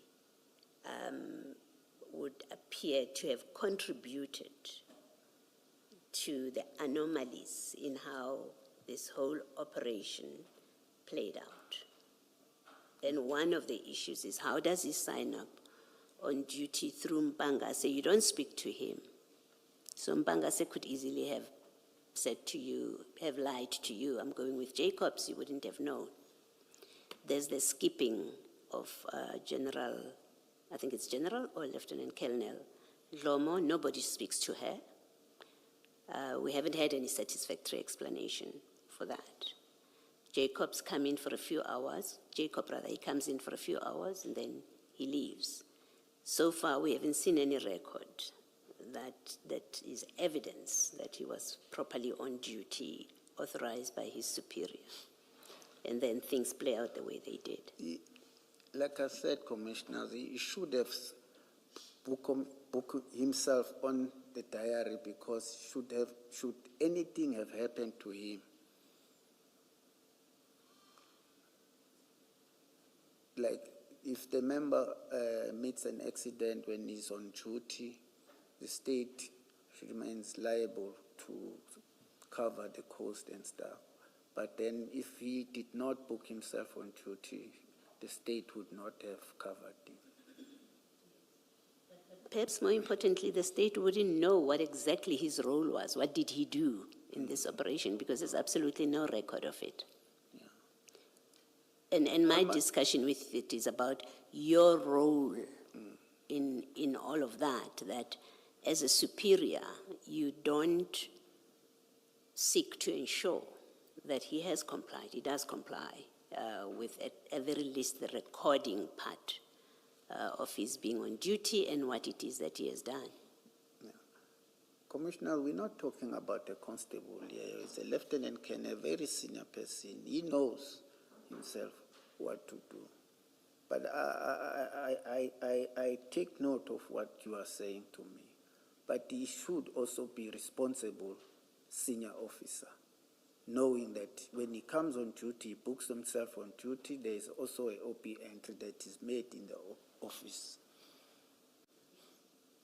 I don't doubt that, and he's not the emphasis, his conduct is not so much the emphasis of my discussion with you. It is your conduct as his superior who approved him coming on duty, the failings on your part, that there's no record, there's no consequence of there being no record, him not entering into the book, because you haven't done anything about it. It's really that. And if it's a criticism, it's really at this point a criticism that's directed at you, not him. We've had that conversation with him. Okay. Thank you. Do you want to comment on that last part, Brigadier? I accept. Thank you, Brigadier. Let us adjourn and resume at 2:10.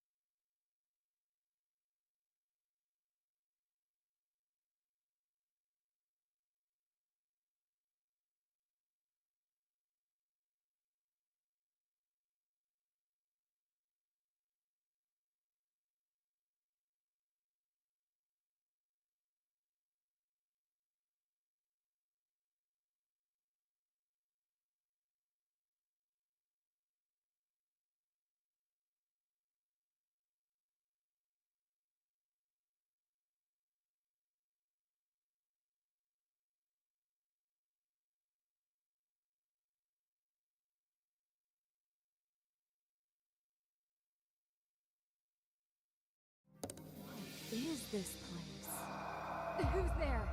Are you Nancy Drew? I am. Then that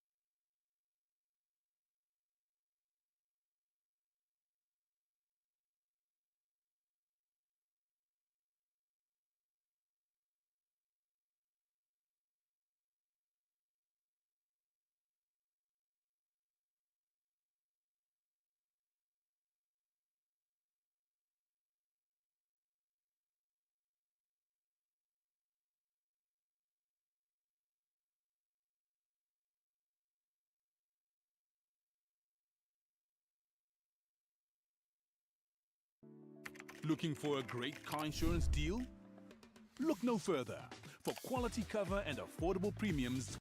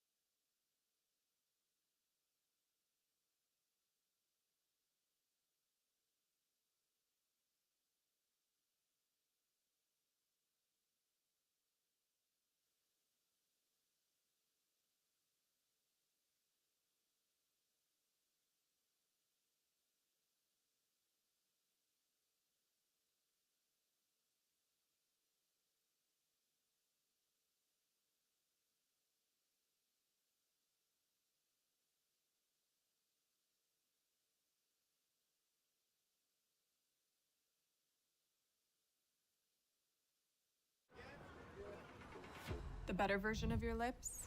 New Hyaluron Tint. I tried it. Now my lips won't forget it. Watery, fresh pigments and hyaluronic acid. Hydrates like a serum, lasts like a stain. For 12 hours, weightless color. Plus 80% hydrated lips. It enhances, it stays, it empowers. I see it everywhere, on every lips. Because it's more than a tint. New Hyaluron Tint by L'Oréal Paris. You're worth it.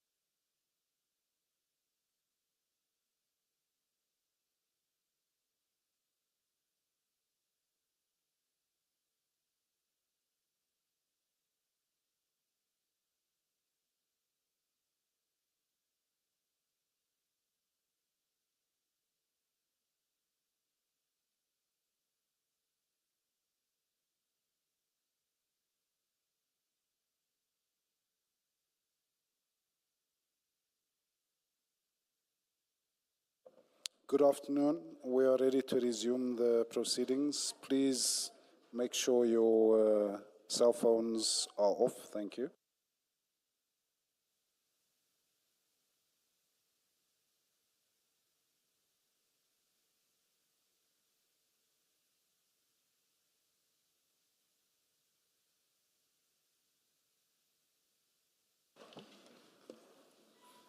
Yes, Ms. Seegers-Ncube.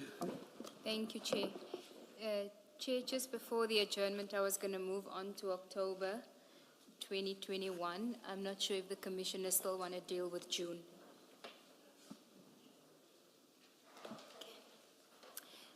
Brigadier, you indicated that after June 2021, you then next heard about the Port Shepstone premises where the exhibits were being kept in October 2021 when Lieutenant Colonel Prinsloo calls you about an attempted break-in at the premises. Is that correct? It was in October. Yes, in October 2021. That's correct. And what does he tell you during that conversation about the attempted break-in? I cannot state the exact way, but he said to me there has been an attempted breaking into the office, and he started to have concern about the exhibits. Can you just tell us, in relation to where the exhibits were being kept in the strong room, where was this attempted break-in? No, it was directed at the offices, not at the place where the storerooms were. Okay, and was anything taken? No, it was an attempted. Okay. And were they able to enter into the premises, or their attempts didn't succeed? As far as I know, that they didn't enter the premises. And how were they attempting to enter the premises? If I'm not mistaken, I think the window was broken. Do you recall at whose office it was? No, I can't, no. And you didn't go out there to go and look at the premises after that attempted break-in? I was on leave when the call was made to me. Okay. We know that when the theft occurred in November, access was gained through Warrant Officer Pinar's office, correct? That's correct. Is this all CZ's office at the same section as where the attempted break-in was attempted? Commissioners, I cannot recall now.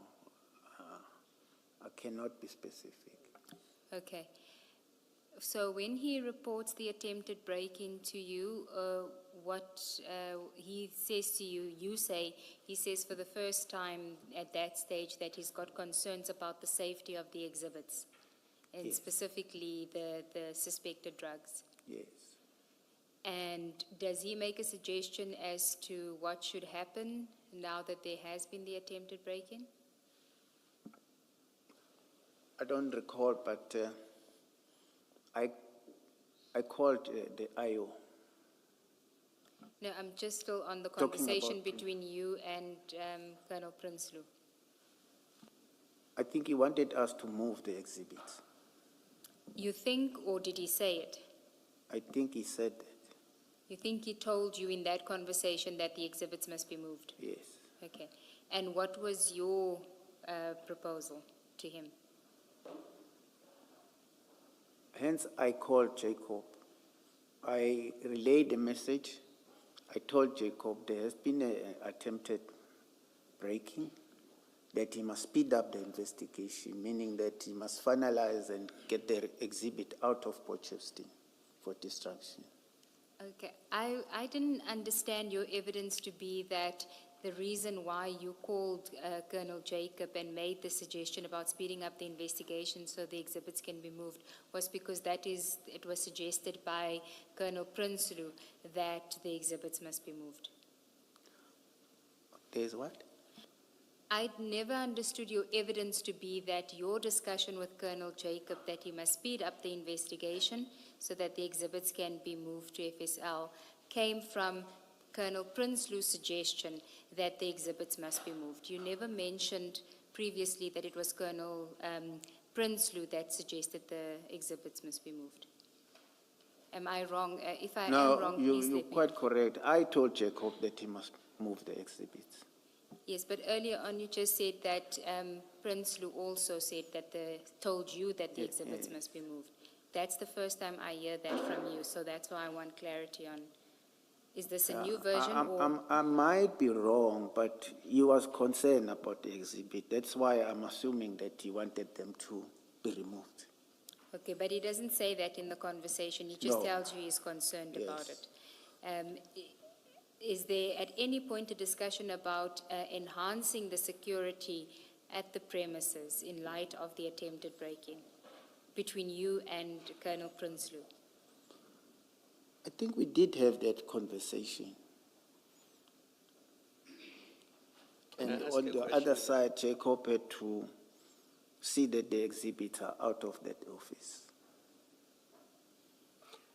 Brigadier, earlier this morning you said when you suggested the Port Shepstone office, you knew that the exhibits will only be stored there for a short period. And that's one of the reasons you gave, and that's why you had a sense of comfort. Yes. It is now end of October, 4 months since the exhibits were at Port Shepstone. That's no longer a short-term period. It's true, commissioners, but if the commissioners can remember that after July, I was also focusing on this civil unrest. And it really distracted me on my normal police duties. Now, you get told in October, Colonel Prinsloo rather says to you, I'm concerned about the safety of these exhibits in the strong room. So it is clear to you that after the break-in, he did not then call other stations to check whether they now have capacity to store these exhibits, knowing that, because I assume you must have known that there's no 24-hour security at Port Shepstone, because if it had been there, this break-in probably would not have happened. You have all these facts now. You know that exhibits have been there for 4 months. There is this break-in. There is no security at these premises. The commander, the superior at Port Shepstone says to you, I'm concerned about the safety of these exhibits. And you say in your statement, all you do is you tell Jacob to speed up the investigation so that these things can be sent to FSL. But at no point do you say, let me see if there are other stations that are A, secure and have capacity to store these exhibits. Can we put this down as another oversight on your part? I admit, commissioners, you know, if you were in my shoes with the unrest matters, this was really taking most of my time. And to be fair to you, sitting here, we have the benefit of hindsight. And it's easy to say to you, you could have done this, you could have done that, you could have done that. So the purpose of my questioning is really to test whether you thought about these things and what you did about them. I am not imputing foresight on your part and suggesting that you should have known that the drugs were going to be stolen. That's not the purpose or the reason for my questions. I'm just trying to understand whether you thought about these other things. Thank you, Commissioner. Can I put this to you just for comment, to hear your comment? It seems to me, on the basis of your evidence, that things turned in such a way that General Sinona became the last person with a say-so over all of this transaction of the drugs, the investigation, what gets to be done. Is that a fair reflection, that he became in charge of it? Yes, commissioners, because he had the keys. Yes. And I was busy with, he knew, because I was reporting to him every day of what was going on the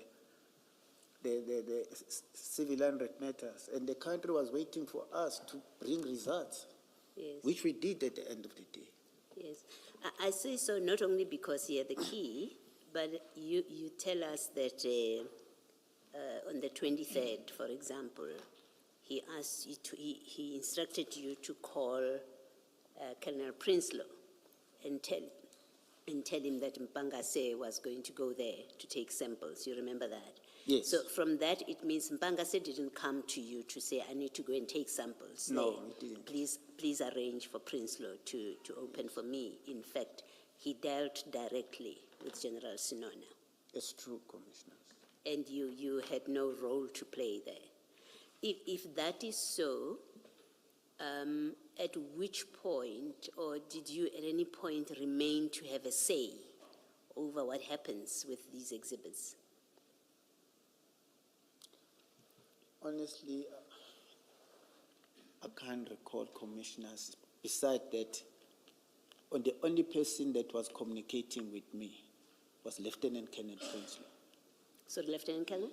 Prinsloo, Yes. yes. On October and on the 8th, he was talking to me. Yes. I guess what I'm checking with you is whether what in fact continued to be your role and authority, maybe specifically, what authority did you still have in respect of these exhibits and the investigation and everything else that was happening with it? Absolutely none, commissioners. Thank you. Brigadier, you said that you informed General Sinona of the attempted break-in, correct? Yes, I did report to him. And Why did you inform him of that, of the attempted break-in? He is a provincial head, and he needs to know of the security breaches in the DPCI offices. In General Sinona's statement that he made in the theft investigation, he doesn't mention that you had informed him about the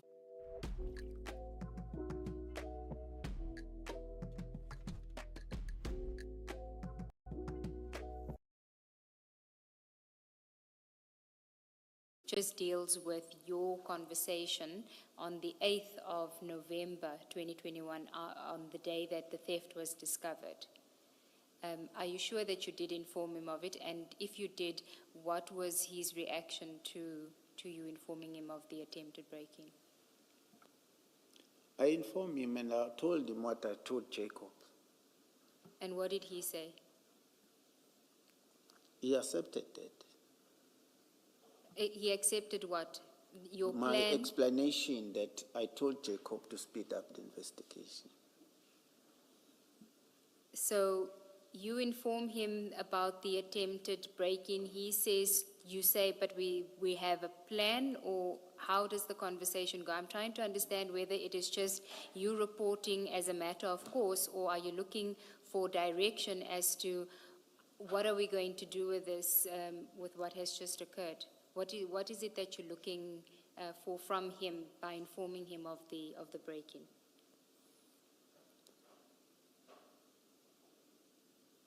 In my mind, I thought maybe he will maybe make some attempts to also assist.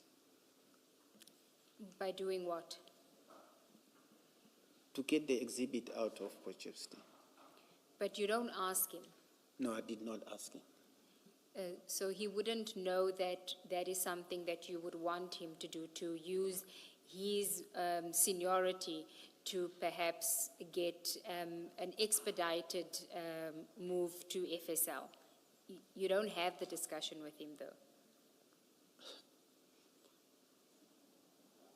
But commissioners, he's the provincial head. The problem has been tabled before him.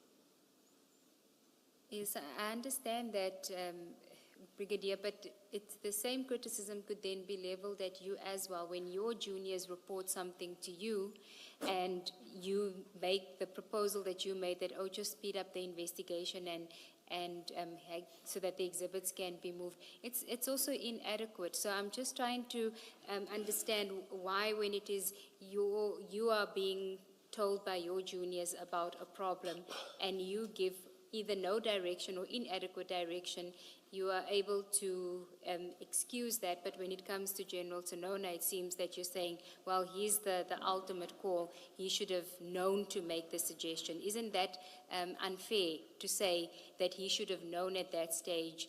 You're not telling him anything. You're saying to him, you've got it under control. You're not asking for intervention from him.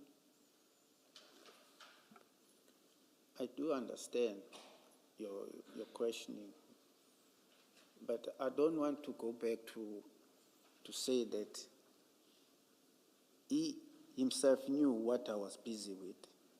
Although I was on leave because of me being tired of what I was doing, just taking a break, I think he should have assisted me.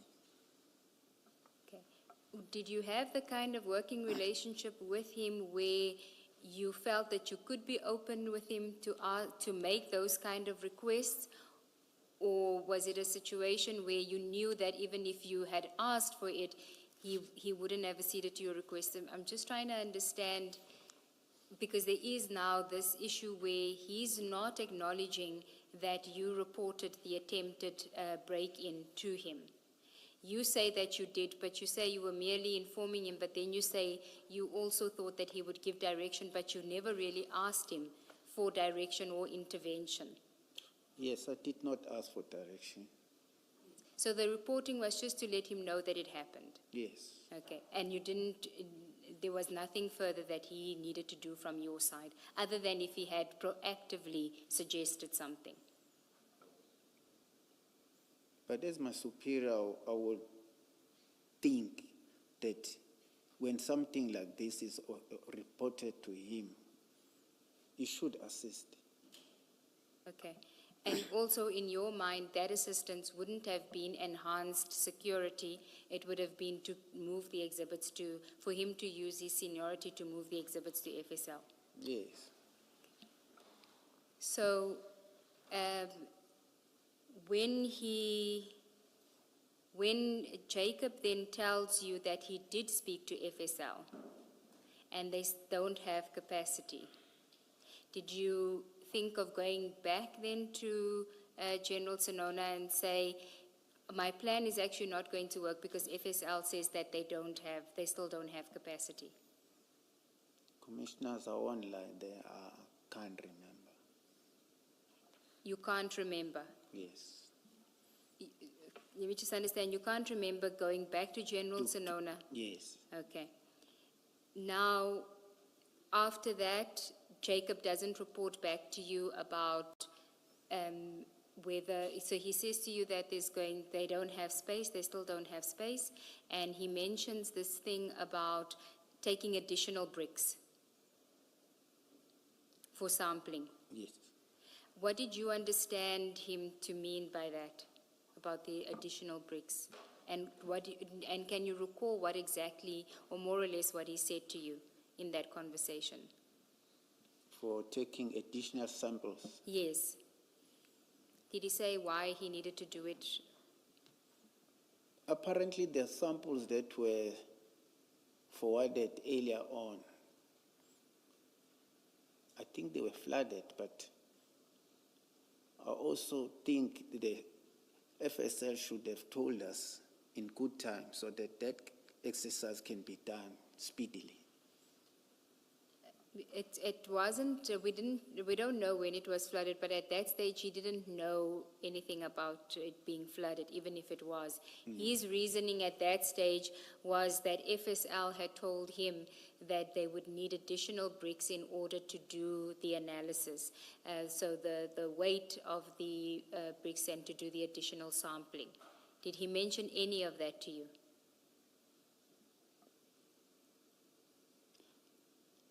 I remember, but it wasn't in detail like you are putting it, Advocate. But he told me that they needed additional samples. Okay. And did he tell you whether there was a plan in place to obtain that additional samples and who would be taking those additional samples? No. You just assumed because he's experienced, it would be dealt with in the Yes, correct manner. speedily. Notwithstanding that up until that point, they hadn't really been doing anything by the book in any event. Yes. Okay. So after that, you back on your regular duties dealing with the civil unrest. That's correct. Okay. And you next get involved when you get a report from Colonel Prinsloo that the exhibits have been stolen. There's been a break-in. Remember, there were elections. We were all posted to work on election duties. Yes, but And then when I came back, then I continued with the civil unrest matters. And on the 8th in the morning, Lieutenant Colonel Prinsloo called me and told me that there has been a break-in. okay. And then you say that you speak to Colonel Jacob, tell him that he must go because he's the investigating officer related to the exhibits themselves, right? The seizure of the exhibits. That's So correct. he needs to go there. And then there are other people that you also contact, but ultimately you and General Sonona go to the scene at Port Shepstone. That's correct. Okay. And when you arrived at the scene, there were already investigators present from General Detectives. You said that you called Brigadier Sabia. Oh, yes. I called Brigadier Sibia and General Ngamangele, the district commissioner. So, as you say in your statement, it was a shock to you that the safe had been breached, and when you looked at it and you saw the cutouts, that was a shock to you that it seemed that the safe had been breached by grinding it. Yes. Okay. I don't see anywhere in any of your statements as part of the theft investigation where you mention that you had been told by the landlord that the safe can't be breached in that manner and can only be accessed with the keys. Did you ever disclose that information during the theft investigation? I never disclosed that. And, I was also shocked whether the information I had was correct or not. But now that I was preparing for my notices, I said, let me just say it, but I don't know whether it's worth it or not. But it would seem to me to be a very important aspect of an investigation because if indeed that is what you had been told, then there could be a possibility that the scene had been staged, and that is something that the investigators should know, and for them to investigate that angle as well, the possibility that the scene had been staged and that the safe had actually been accessed with the key. Don't you think that would have been important for the investigators to know? I think so, but honestly, those investigators never sat with us, me. The only time they would come, like, I gave the statement and then they came with a set of questions. It was not like getting to understand because I'm the previous unit commander there. Did I know anything, No, there was nothing. And by investigators, are you speaking about the DPCI investigators? Yes, the DPCI investigators. Had you ever spoken to the general detective investigators? Remember, the general detective, I do not know, the period was very short for them to have the docket. Yes, but my question is, did you ever speak to them as part of the investigation? Did they ever interview you as part of the investigation before it was No. taken away from them? No. Maybe they were still coming, but the docket was taken away from them. Okay, so you only ever spoke to the DPCI investigators. They were the only ones that interviewed you. Yes, correct. Okay. And you say that there wasn't a real engagement on the issues, that was more just a question and answer session. Yes. Okay. And, but you're saying that you would have volunteered the information at that stage had you been engaged at that level, or what is the significance? Yes, I would if people sat with me and asked me about the security features on that in that office, but that never happened. And other than what the landlord told you, were there any observations that you made on the scene, being an investigator yourself, that maybe made you suspicious that it could be a stage scene, other than what you knew about what the landlord told you? Commissioners, I said that I'm not an expert, but I was surprised to see what I saw. Yes, but your surprise, as I understand from your evidence earlier, was because of what the landlord told you. I'm asking about from your observations as an investigator. Is there anything that you observed on the scene that maybe gave you some kind of suspicion that maybe it was staged? At that point, I cannot tell you because I was shocked. I was really shocked. Okay, and then those investigators that were at the investigators, the DPCI investigators, weren't on the scene on the day of that you discovered the theft when you were at the scene, right? No, they were not. Were any of the general detectives besides Brigadier Sabia there? So was Jones there? The district commissioner was there. So it was only Sabia. None of the investigators who actually investigated the matter were there on the scene on the day that the theft was discovered. I cannot remember. Remember also, me and General Sinona, we left early because we had scheduled interviews. So they might have come after I've left. Okay. You said you had a conversation with General Mosikiri, who at the time was the Deputy National Head. Yes. During that conversation, she indicated to you that the DPCI head office would be investigating the theft. Yes, I think it's also noted in my statement. Yes, but you said that General Sinona also told you that the general detectives will investigate until senior management makes a final decision. That was at the crime scene. Yes. And then you get told by General Mosikiri that it's now going to be investigated by DPCI. Yes. And do you know who from senior management made that decision, that it be moved from general detectives to DPCI? No, I can't. Maybe General Sinona will be able to give light to that. You do mention it in your statement, but you don't tell her, and you say it's effectively the DPCI is investigating itself, correct? Yes. That's a yes. The DPCI is investigating itself. The head office is investigating DPCI. It was head office was investigating the breaking at the DPCI. Yes, I agree with you. Okay. And in your opinion, were you in agreement with that? I know it wasn't asked of you, given your seniority, I assume, but were you in agreement with that decision that DPCI should investigate itself? Commissioners, I can't oppose what the decisions of my superiors.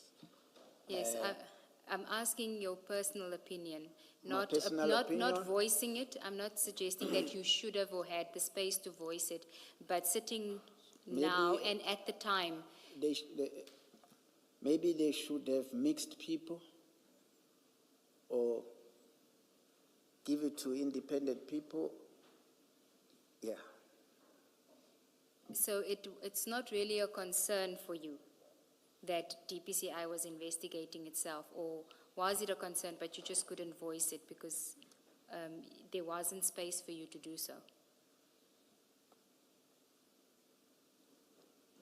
It's a tough question.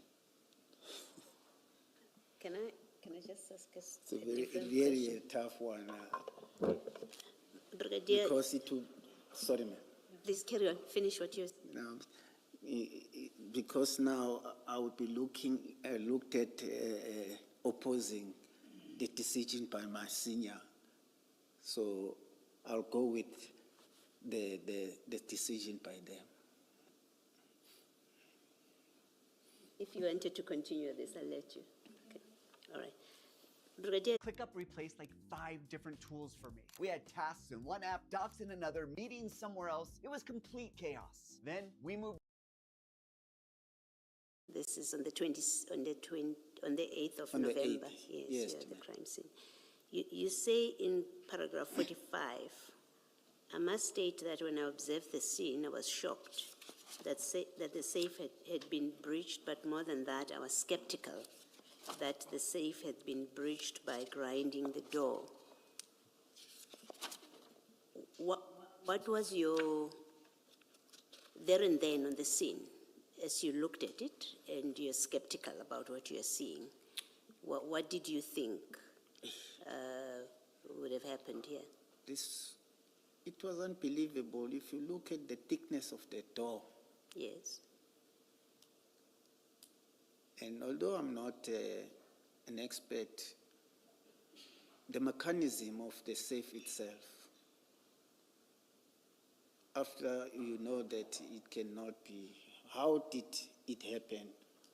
Maybe it was someone who was working with the safes, I don't know, but I was really shocked. Okay.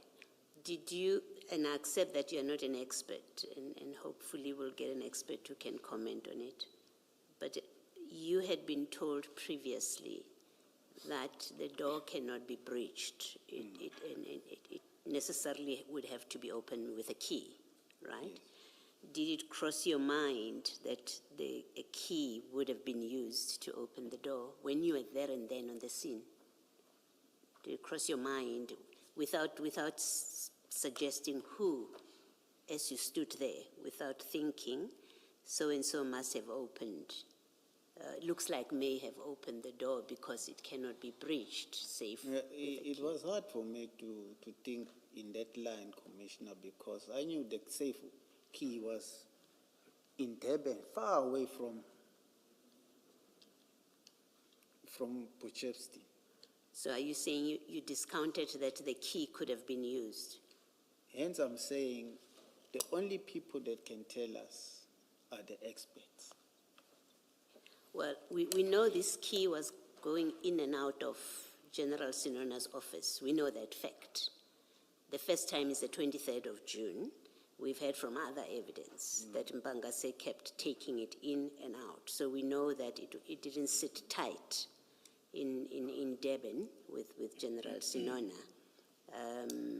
And so I'm asking you the question with that context, that we know on the 23rd it left Durban and went to Potchefstroom, was used in Potchefstroom. So it couldn't be that if you had been told by the landlord that this door can only be opened with a key, it's not capable of being breached, that as you stood there, you did not entertain that possibility, that someone of our officers may well have opened it, if your view or what you had accepted, that it was not breachable. Tough one again, Commissioner.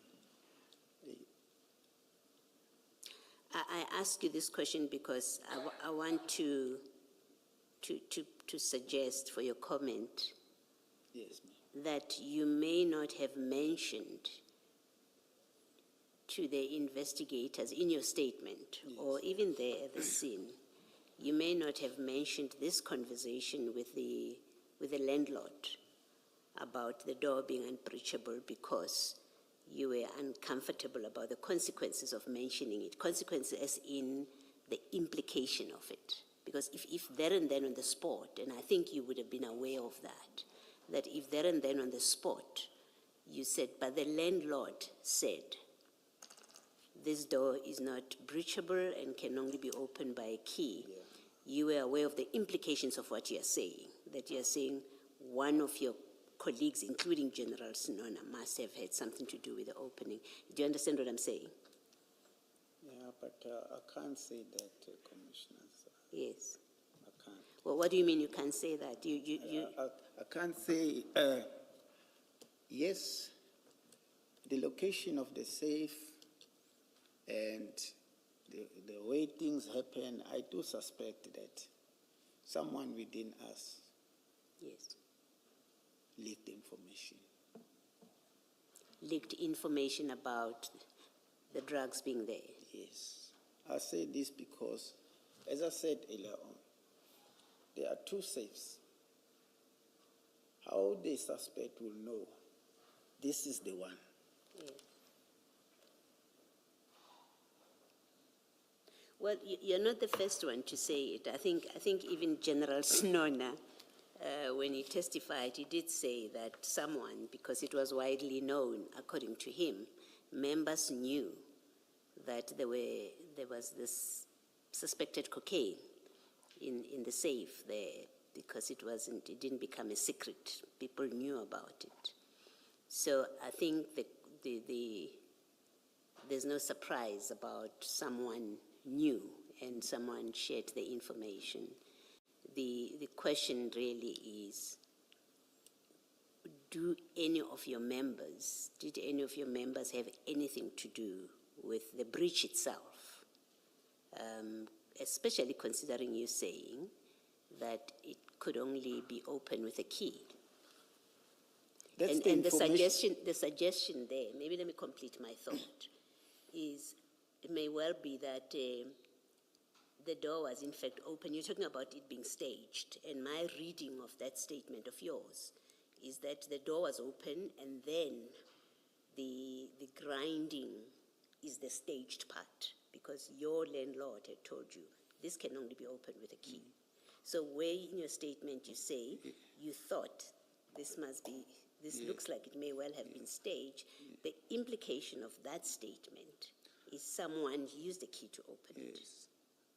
At least if I have the report by the expert, then I can confirm and say yes. Yes. But with me not having it, I'm unable.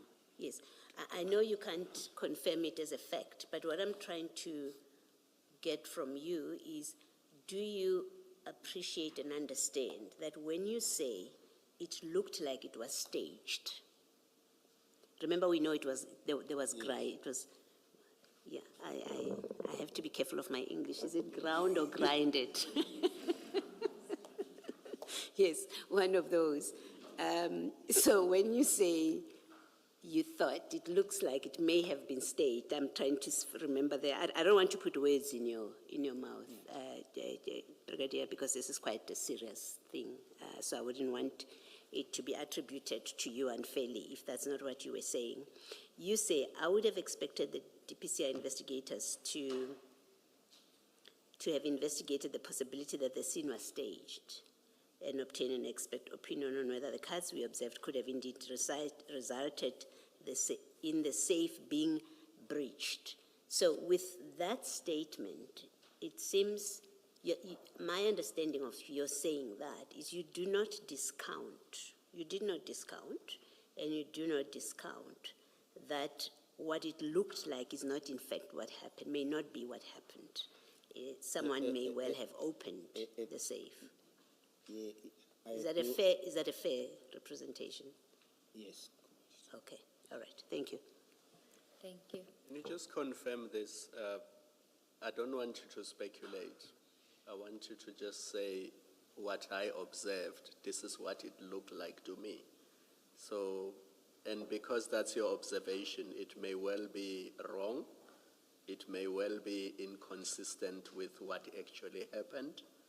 But from your observation, did it look like the door was opened because there was grinding that resulted in the door being opened? Just your observation, because you are an investigator of many years, 38 years as a policeman, just looking at it, what did it look like to you?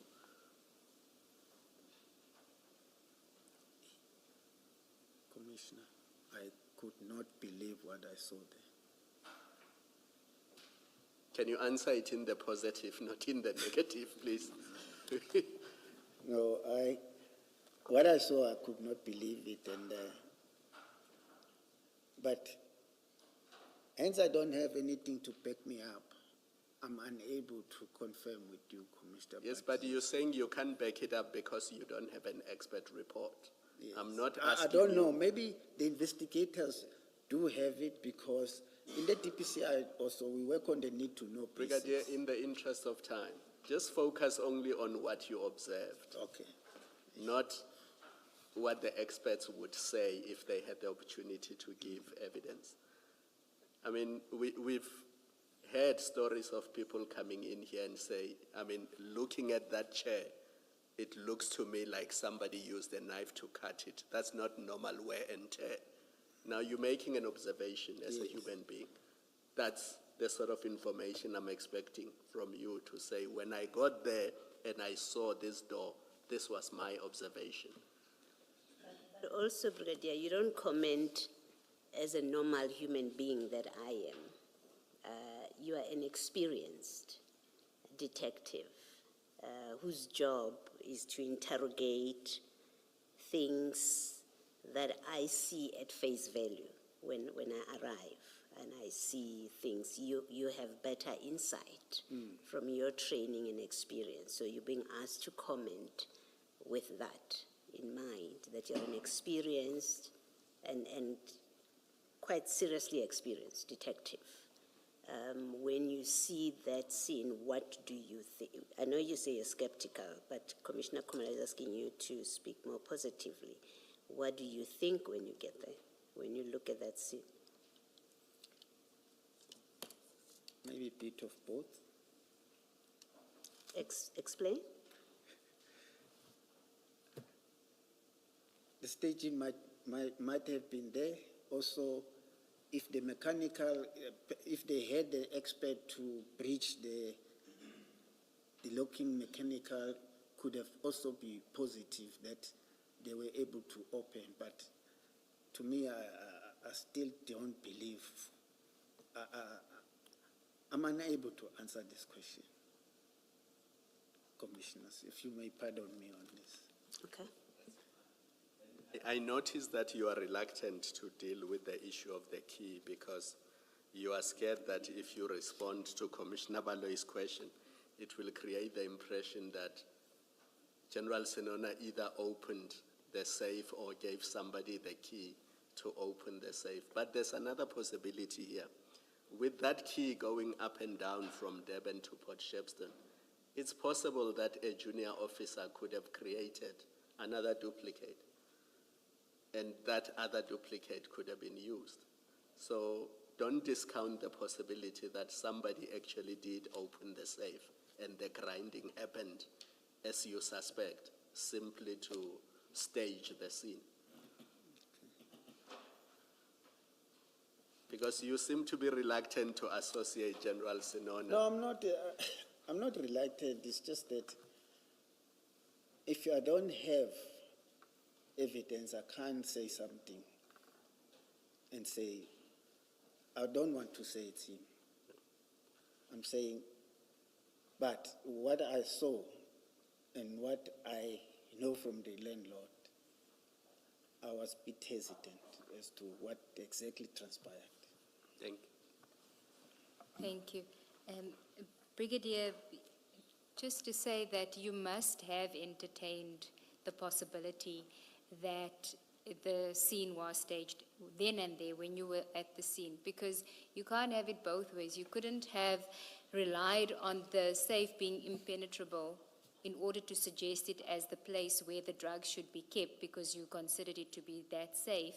But then when it is breached and you see it being breached, without the key, not for a second think that this scene is staged. You must have, it must have crossed your mind. Correct? I hear, Commissioner. There's hearing and then there's saying if I'm correct or not. Commissioners, please pardon me on this one. Okay. Dear, do you have an idea where the door is today? Excuse me, Commissioner. The door, the safe door. Do you have an idea whether it has been kept because the investigation is still ongoing, or it's been disposed of? You know, I don't know exactly. I was so distant from this investigation. I really don't know what happened to the door. Can I say that I have the discomfort that on something so serious, where you must appreciate, because of the way in which it played and your role in Yes. the way it played out, that you must appreciate that you would be one of the people that are may be considered suspects, as in what was his role, questions being asked about your own involvement in this. And the concern is, notwithstanding that, you seem to have played an arm's length role, or assumed an arm's length role to how things played out, even after the theft, that you don't know what happened, and there's a lot of, I don't know. And when you ask the question about, why did you not mention your suspicion or your skepticism in the investigation? You did not mention it. It creates a disquiet about it, that on something so serious, someone so senior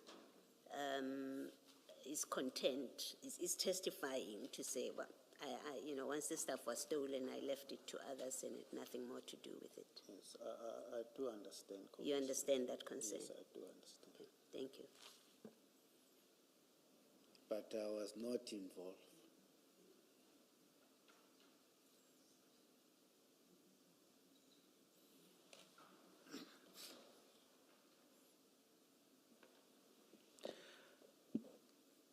My co-commissioners and indeed Ms. Sigels-Ncube have touched on this issue. You were of the view that, or rather you were skeptical, I think that's the word you used, and thought that this was staged. Part of the break-in was staged because the lessor, I prefer lessor to landlord, because the lessor had said the safe could not be breached without a key. Now you have that skepticism, if not suspicion. Were you afraid of General Sinona, that you were not direct and voiced your suspicion, and scared of him because you knew that the keys, except for the times that someone else would take them for a while, the keys were otherwise? Looking for a great car insurance deal? Look no further. For quality cover and affordable, Or for not voicing your suspicion? Commissioners, it was very difficult for me. Were you scared of him? If I say this, then people will say I'm suspecting someone, then my life is in danger. Where do I put myself as So your mind, I'm not sure what to make of that. So did the thought ever cross your mind, or the thought never crossed your mind?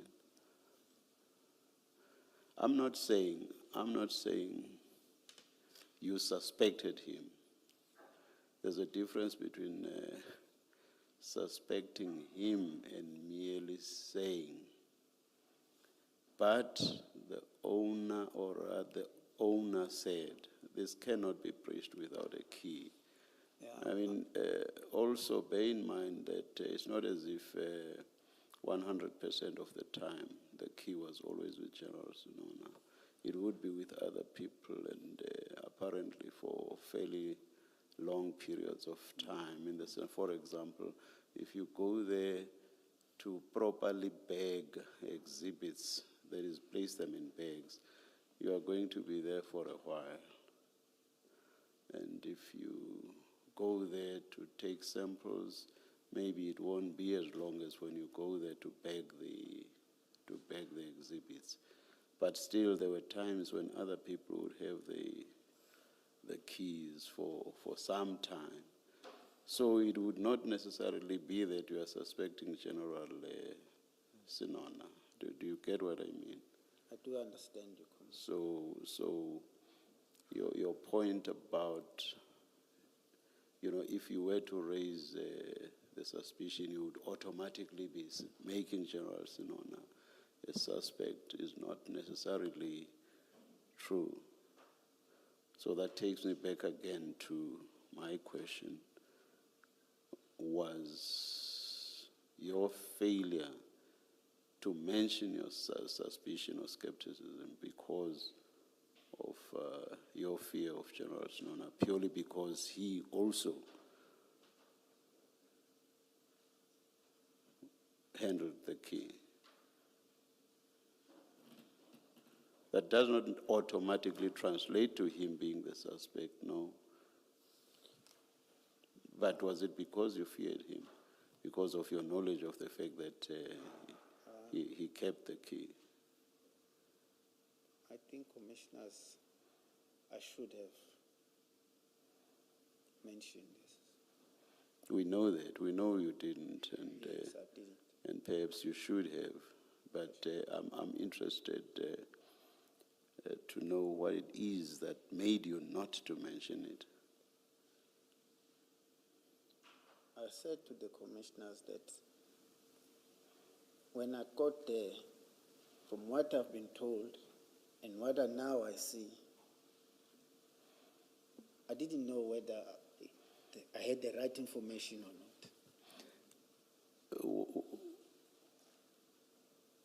What did you not know exactly?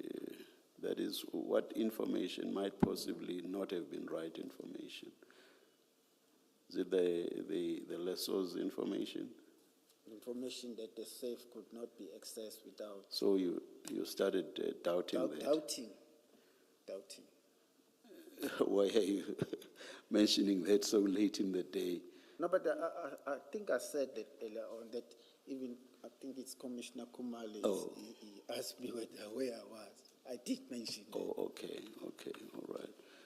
all right. Are you still on this? I'm going to move to the next topic, Chair, so if you want to continue, you may. Okay.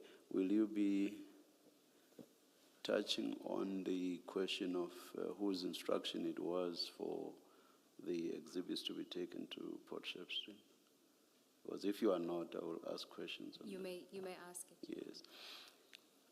I don't quite see what I'm going to engage you on in your latest consolidated statement that you led through.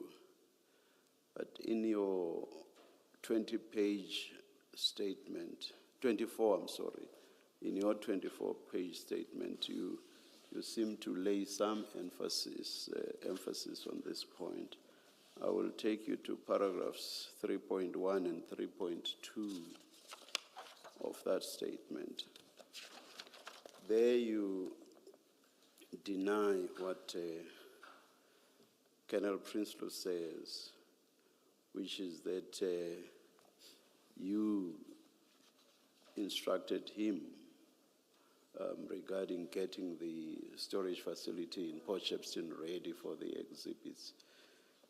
You say that it was not your instruction and that it was General Sinona's instruction. and you make the point in those two paragraphs that all that you did was to make a suggestion to General Sinona that the exhibits be taken to Port Shepstone, and that it was then General Sinona's instruction that the exhibits indeed be taken there. Do you remember saying so in the 24-page statement? Yes. Yes. I'm on it. Yes. Why is it that you make that sort of emphasis? If you made the suggestion and then the instruction, even if it came from General Sinona, it was based on your suggestion, why do you emphasize the distinction between your mere suggestion and then the instruction coming from General Sinona? I said it because when I suggested, he agreed, and then it became instruction. Then I was... You were merely the purveyor of an instruction from General Sinona. That's what I meant to say. Yes, but what's the big difference between the two? You made the suggestion. Yes. But for your suggestion, there would have not been an instruction from General Sinona. So what's the big distinction or difference that you are seeking to draw there? I say this because if he had an alternative, I would have not continued to ask Prince to... If who had an alternative? I mean, my general, if he had an alternative place. But now we know that he either did not have or he did not give, or he didn't suggest any. So it went by your suggestion. Everything went by or in accordance with your suggestion. So what I'm trying to establish is why emphasize the distinction between you merely suggesting and then the instruction coming from the general. What was the big difference there? Okay. You know, commissioners, when I wrote this, I was writing on my own. When I consulted with the evidence leaders, they also pick up that that is why they advised me to write this statement. So. Okay, let me just look at paragraph 32, because in the consolidated statement you deal with it at paragraph 32. I just want to see the difference in substance there. I'm not suggesting that there isn't.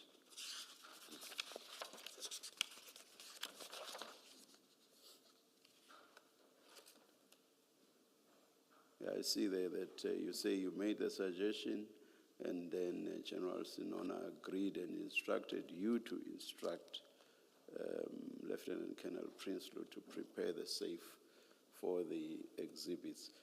This actually captures what I had in mind, which was the big difference, because you made a suggestion, there was an instruction, and you also instructed.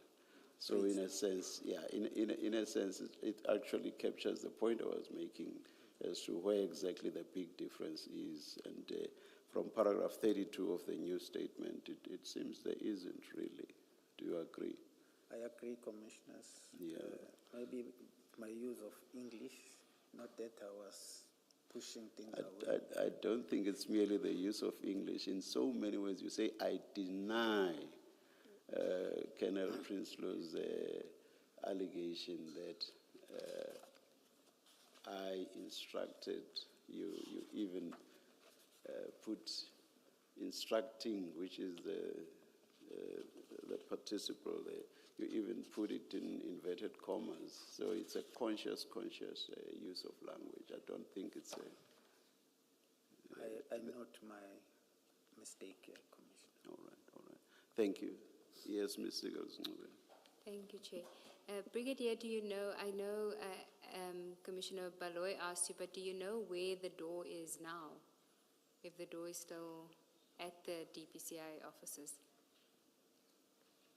No, I've been there. I've never seen that door. But maybe I can ask. It's just that now I'm put on precautionary suspension. Okay, thank you. If I can just... We've just received some photographs. I just want to discuss with Advocate Selo what to do.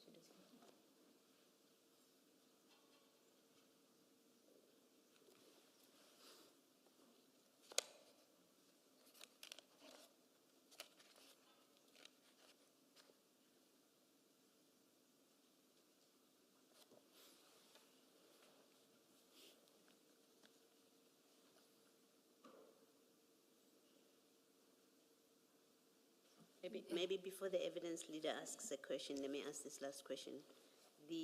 When you suggested to General Sinona that the exhibits can be placed at Potchefstroom, DPCI, did you mention to him that safe was unbreachable and could only be opened with a key? No, Commissioner. I think I was also asked that question earlier on. I never. You never told him that? Okay, thank you.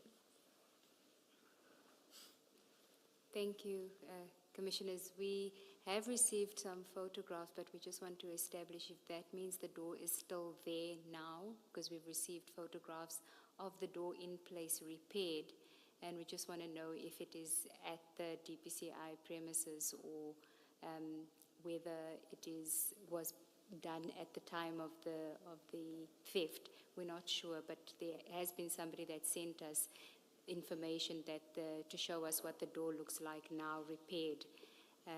There is a video as well, but I just need to confirm with I think it was the colonel that sent it to us, whether it is something that he took this morning or not, because we had requested that. So may I just continue with the brigadier, and then once we've received that confirmation, we can show the recording.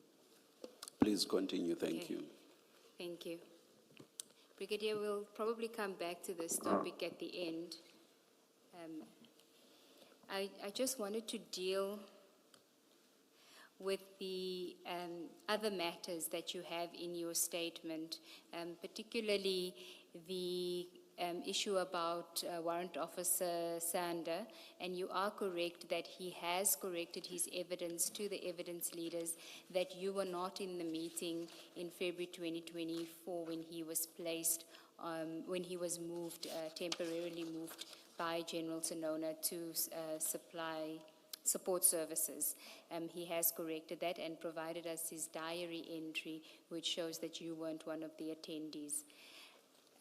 What I wanted to find out from you was who was acting in your position as the provincial commander when you were on leave at that time. It can only be two.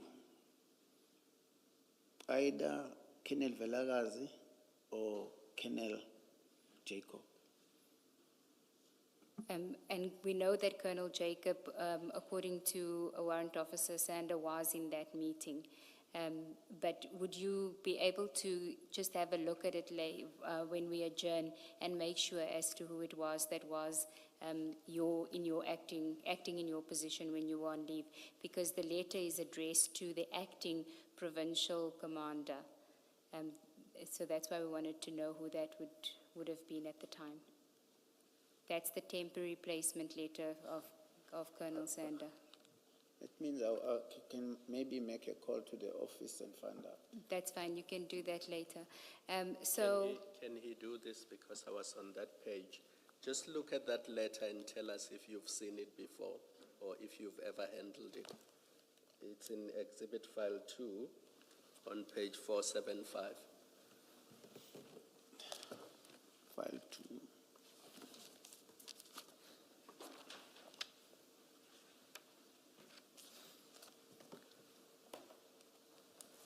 That's the one. Yeah, it's written File 2. 475. But Shepston Exhibit Bundle File 2?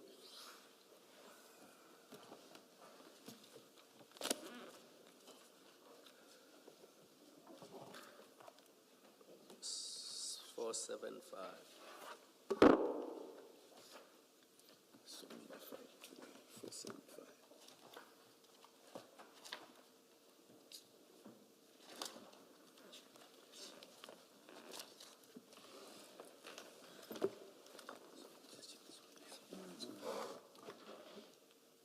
Do you see that letter, Brigadier?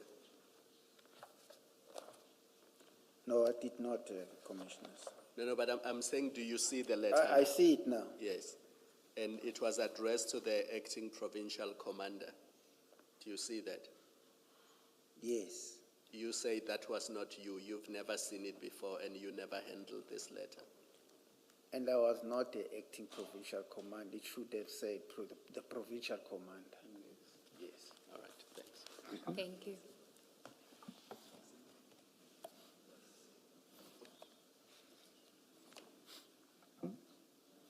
So you will inquire as to who was who was acting in your position at that time. I will have to. Maybe if you look at the corner, bottom right hand, someone has signed for acknowledgement. I can't read that name. Doesn't that assist? That would have been Warrant Officer Sand acknowledging receipt I of see that. the recipient. Yeah. Thank you. Okay. Now, I want us to just deal, I know that you weren't present at that meeting, but you say when you came back, you found out and you were just notified that Warrant Officer Sander had been moved to supply chain management, correct? Yes. Okay. But you were involved in the investigation of the serious allegations of corruption against him. That flowed from, there was this letter that placed him on temporary placement at support services pending the outcome of an investigation. You did have a role to play in that process. Get naked in seconds with comprehensive car insurance made easy. Get a quote now and see how. I will receive the progress report from Colonel Mjali and prepare the same for the provincial head, who will then send it to national office. Okay. Now, I want you to bear in mind that the date of that letter is the 13th of February, 2024. And then I want you to go to page 1004 of the exhibit bundle. It should be either in the second or third file. 1004. It's one of the new exhibits. You don't know what's on the spine. I think it would say exhibit bundle 3, Chair. Thank you. Or Gavin, I think Gavin Jacob, it was marked incorrectly, but it's number 3. And you said page? 1004. Thank you.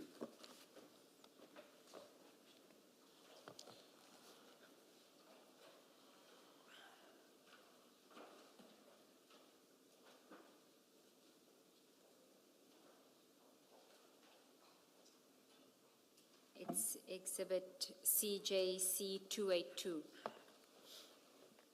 Do you have it, Brigadier? That's correct, Commissioner. Okay. We have redacted the email, but this is the email correspondence, and you will see at the foot of 1003,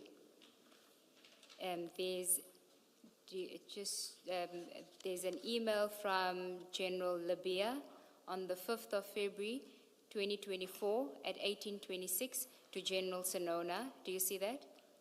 Yes, I see that, Commissioner. And it's subject forward corruption within the police, and it says, "Good afternoon, General." And then on page 1004, by direction of the national head, kindly find attached matter for your attention and feedback. Your office is kindly requested to further engage the complainant. Kindly provide feedback by the 23rd of February 2024, respectfully, and then it's signed, but it comes from the office of the national head, General Labia.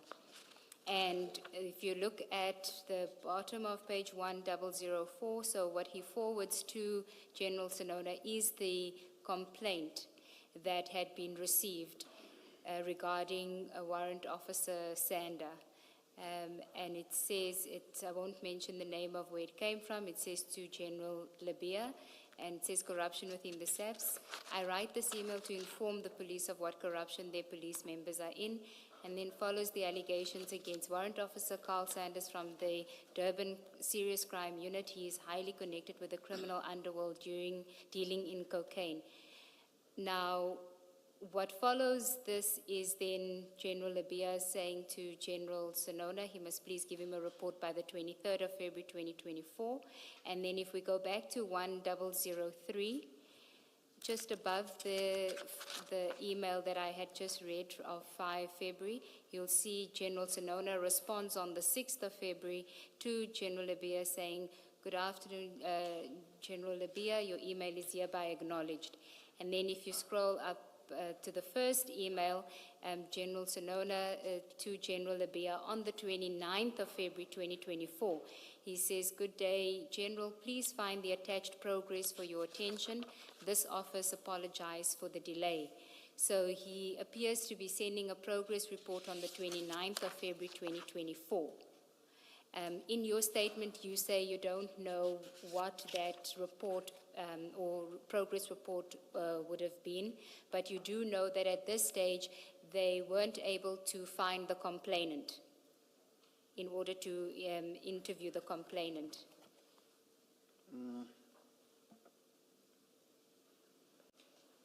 I do not know whether there is a letter from NPA. Yes, I'm going to get to that later. I'm just asking about the progress report here. Do you know what General Sonona would have reported back to General Labia on the 29th of February 2024 regarding progress? Okay. I don't know. Now if we can go to the NPA letter, that is at 1001 of the same bundle.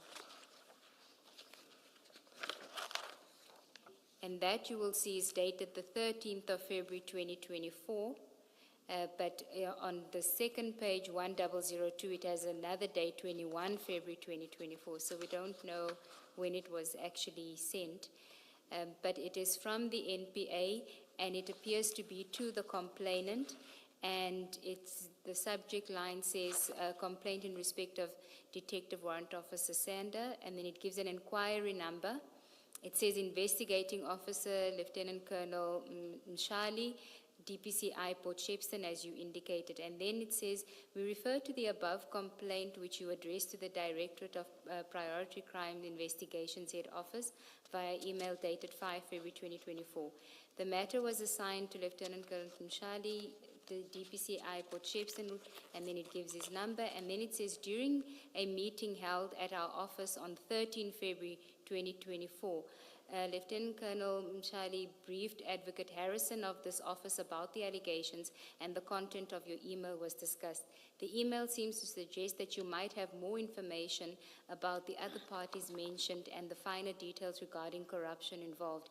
It was suggested that a meeting be arranged with you to obtain the details of your complaints so that each allegation may be investigated thoroughly. Kindly contact Lieutenant Colonel Mshali telephonically so that he can facilitate the meeting. Then we got the email from General Sonona on the 29th of February. We don't see any letter, report suggesting that there was an investigation and that by the 13th of February 2024, General Sonona was in a position to place Warrant Officer Sander on temporary placement to supply chain management. You haven't seen anything that would have, other than what you see now, that would have been a motivation for him to move Warrant Officer Sander at that stage? Commissioner, it's hard for me because I wasn't around at work. And if I perhaps see the inquiry where the investigator was writing in his diary as to what the steps were followed to secure the complainant, whether he responded, and what report was forwarded to head, I will be able to answer this. No, but what I'm saying is that on the 13th of February, they're still trying to get hold of the complainant. There hadn't yet been a meeting with the complainant according to the NPA. Yes. So the report, when General Sonona meets with Warrant Officer Sander on the 13th of February and places him on temporary placement to supply chain management, there's no indication that the complainant had yet been consulted, that they had interviewed the complainant.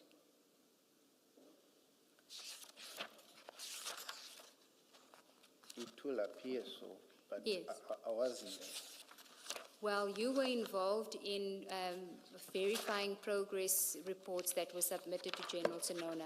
In any of your reports, did you record any interaction with the complainant and whether the complainant verified this information?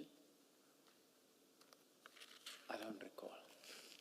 Well, did you ever speak to the complainant? No. Did you ever speak to anyone who had spoken to the complainant? I don't think the complainant was ever found. Yes, that's what I'm asking you. So on the 13th of February, when General Sonona places Warrant Officer Sander on temporary placement at supply chain management, there's no interview that had been had with the complainant. All that he had was that complaint that General Labia had sent to him on the 5th of February saying, here's the complaint, please engage with the complainant. I took you to that email. Is that I agree correct? with you. And then when you get involved, so you come back and you get told that Warrant Officer Sander had been moved. Yes. What was your attitude towards his movement, given that he was a member of your team? I was shown this letter, and I looked at the letter, and there were serious allegations. So I did not object to the decision taken to remove him. Okay. And at what point does the investigation get finalized into the serious allegations of serious corruption? I think the last letter was in 25 March. That is March 2025. So if we can go to that information note on page 993 of the bundle. And you will tell me where there is a finding made or an outcome insofar as that investigation is concerned. The investigation that emanated from that email of 5 February 2024. So do you have the information note? Yes, I do. And if we go to page 998, page 998, you will see that the information note was verified by you. It was prepared by, what is AC? ACND Shangase. Shangase. What does the AC stand for? Admin clerk. Okay, so the admin clerk Shangase, and you verified it. So you satisfied yourself with the information that was contained in this information note. Yes. Correct? On page 998, because you have, that's your name on there. Yes. And you confirm that you verified the note. Yes. I confirm. Okay.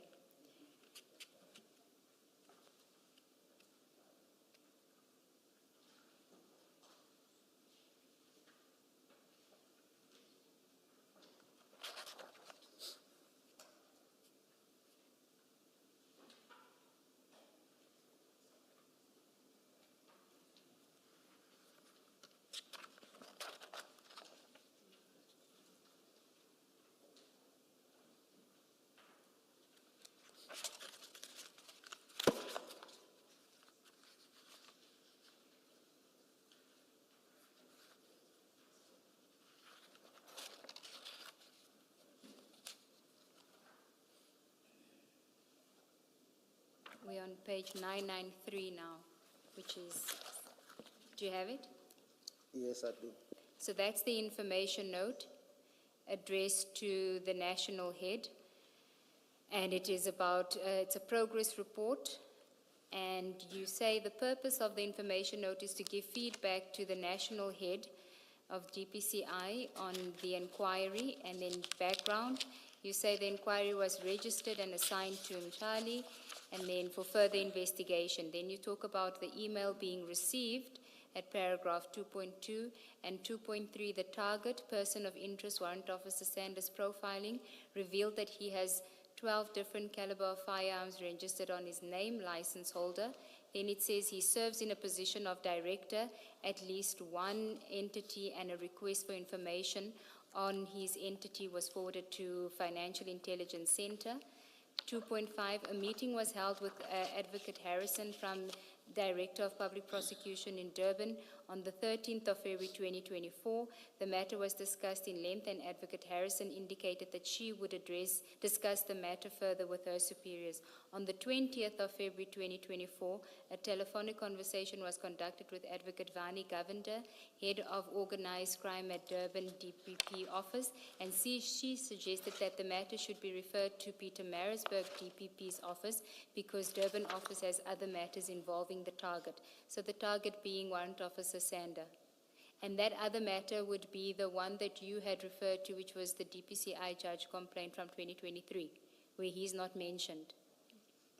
Yes. That's correct. So it's that one that's been referred to. Yes, Commissioners.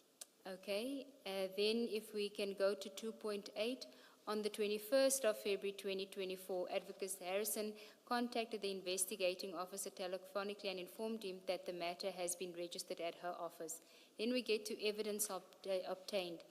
3.1, investigation revealed thus far that Warrant Officer Carl Sander is linked to an entity named where he holds position as a director, and gives the registration number and the other members. And then it says at on the next page, 995, it mentions again things related to the shooting club. And 4, final analysis by FIC. Based on the financial intelligence gathered, it was deduced that the subject requests have financial footprints with various banking institutions in South Africa, as noted in Annexure A. Then it says open source searches reveals that the subject could be linked to one business entity and could also be linked to 3 individuals. Intelligence also revealed that the subject could be linked to 1 vehicle and 1 immovable property.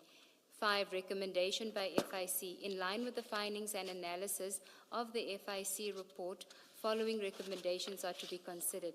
That this request be scrutinized for further investigation on possible criminal and/or illegal activities perpetrated by the subjects based on the information outlined in this report, and to identify additional suspects that may be involved in such activity.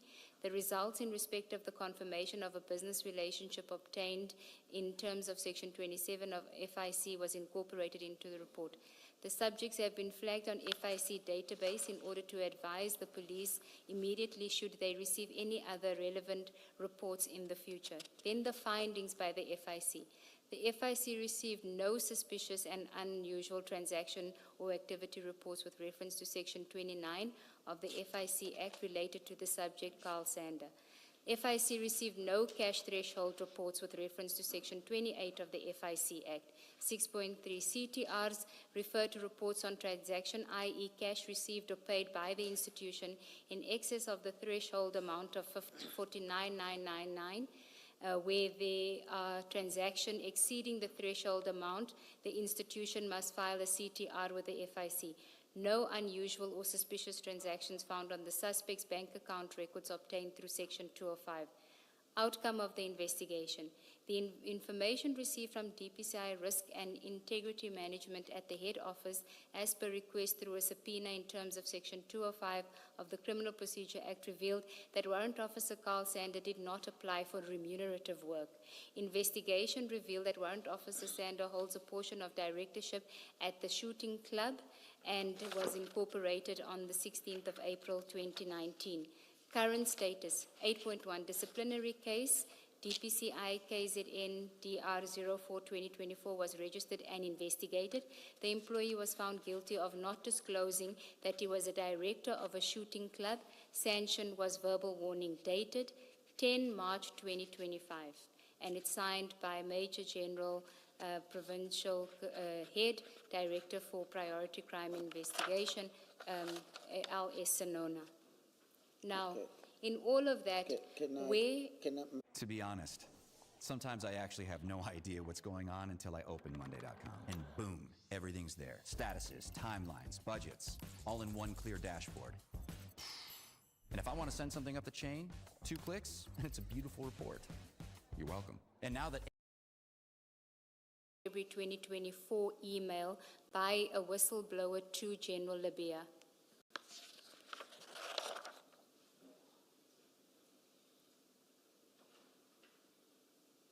Remember, they were talking about him living life at large. And the investigation, the IO applied through the FIC to check if FIC can pick up anything. And these are the findings of the FIC. So it is incorporated in this report. Brigadier, the information note starts out by referring to the email that was sent at 2.2, the email that was sent by the complainant.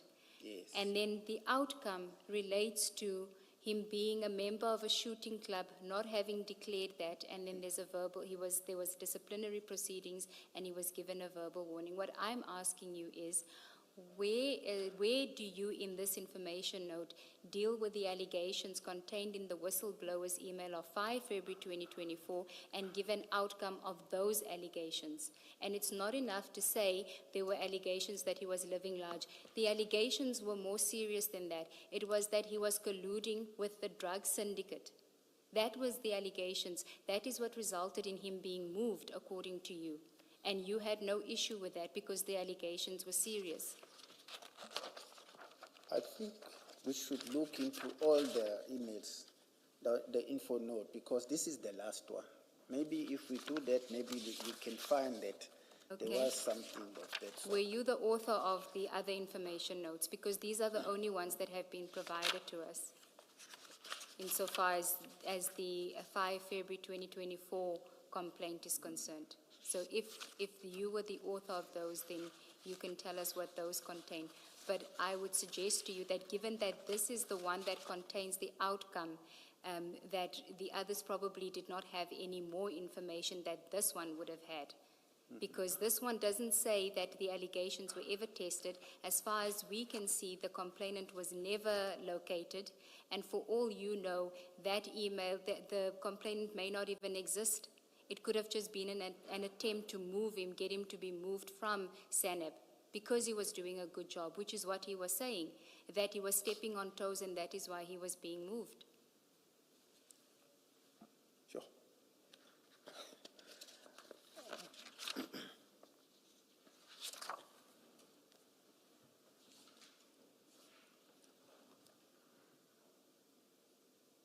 I can't answer. Well, you must answer it because you're the author of this document. This document comes a year after he's been moved from SANEP. So for a year, you don't have one of your most effective investigators on drug busts. And you are okay with that, and you prepare a note, which ultimately the outcome is that a disciplinary hearing has already been had. He's been found guilty of not disclosing that he's a member of a shooting club and that he gets a verbal warning. I just want to check if there were other things that were not given to the commission. Okay. Whilst you're doing that, can I ask you, were you ever able to verify the allegations contained in the 5 February 2024 email by the whistleblower to General Labia? You ever able to verify those allegations that Warrant Officer Sander was colluding with a drug syndicate? According to my information, we could not.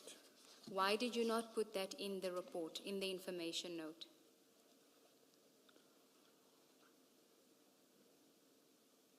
I'm just looking. Maybe just give him a chance to look at the notes he's looking at, then Okay. he can answer the question after.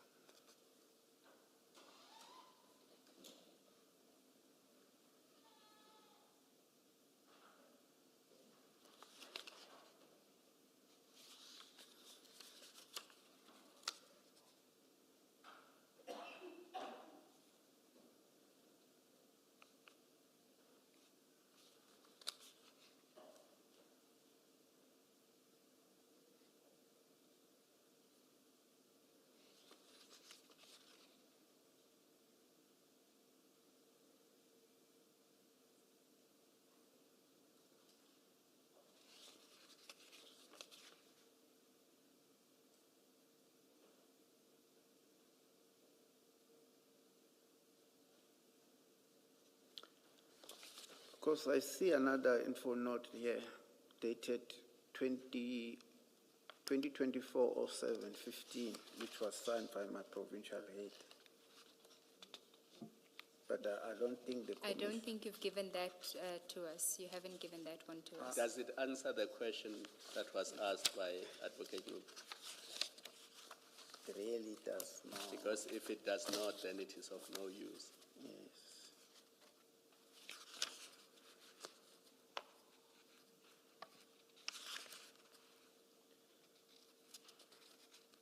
This would have helped me if I had the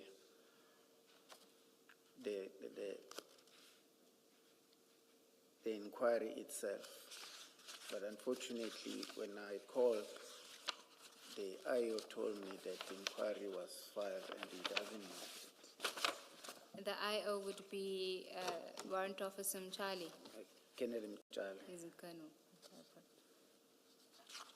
But the question was, sitting here today, are you aware whether the inquiry was closed? Do you know what the outcome is? Because the complaint from the complainant was specific. And the document on 993, other than what is stated in 2.2, does not say what became of that complaint.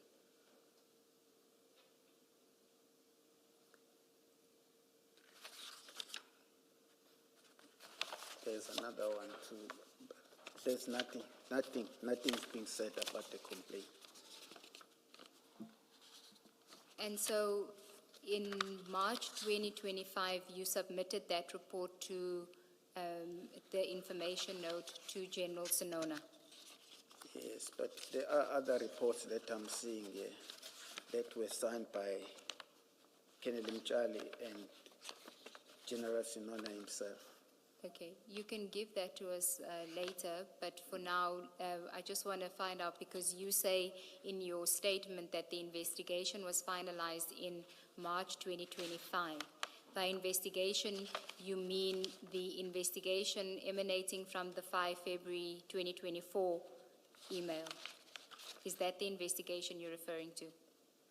Yes, I'm referring to the whole investigation regarding the letter the email that was received. Yes. So if I understand what you're saying is that email is received, an investigation is conducted, you can't get hold of the complainant, but in the course of the investigation, you uncover that whoever's investigating uncovers that there is this non-compliance where he hasn't declared his directorship in the shooting club. A disciplinary hearing is held, he's found guilty, and his sanction is a verbal warning. That's the sum total of it? Yes. Okay. And then why does he not get moved back to Seneb at the end of this investigation? After this last letter, it is then that we moved him.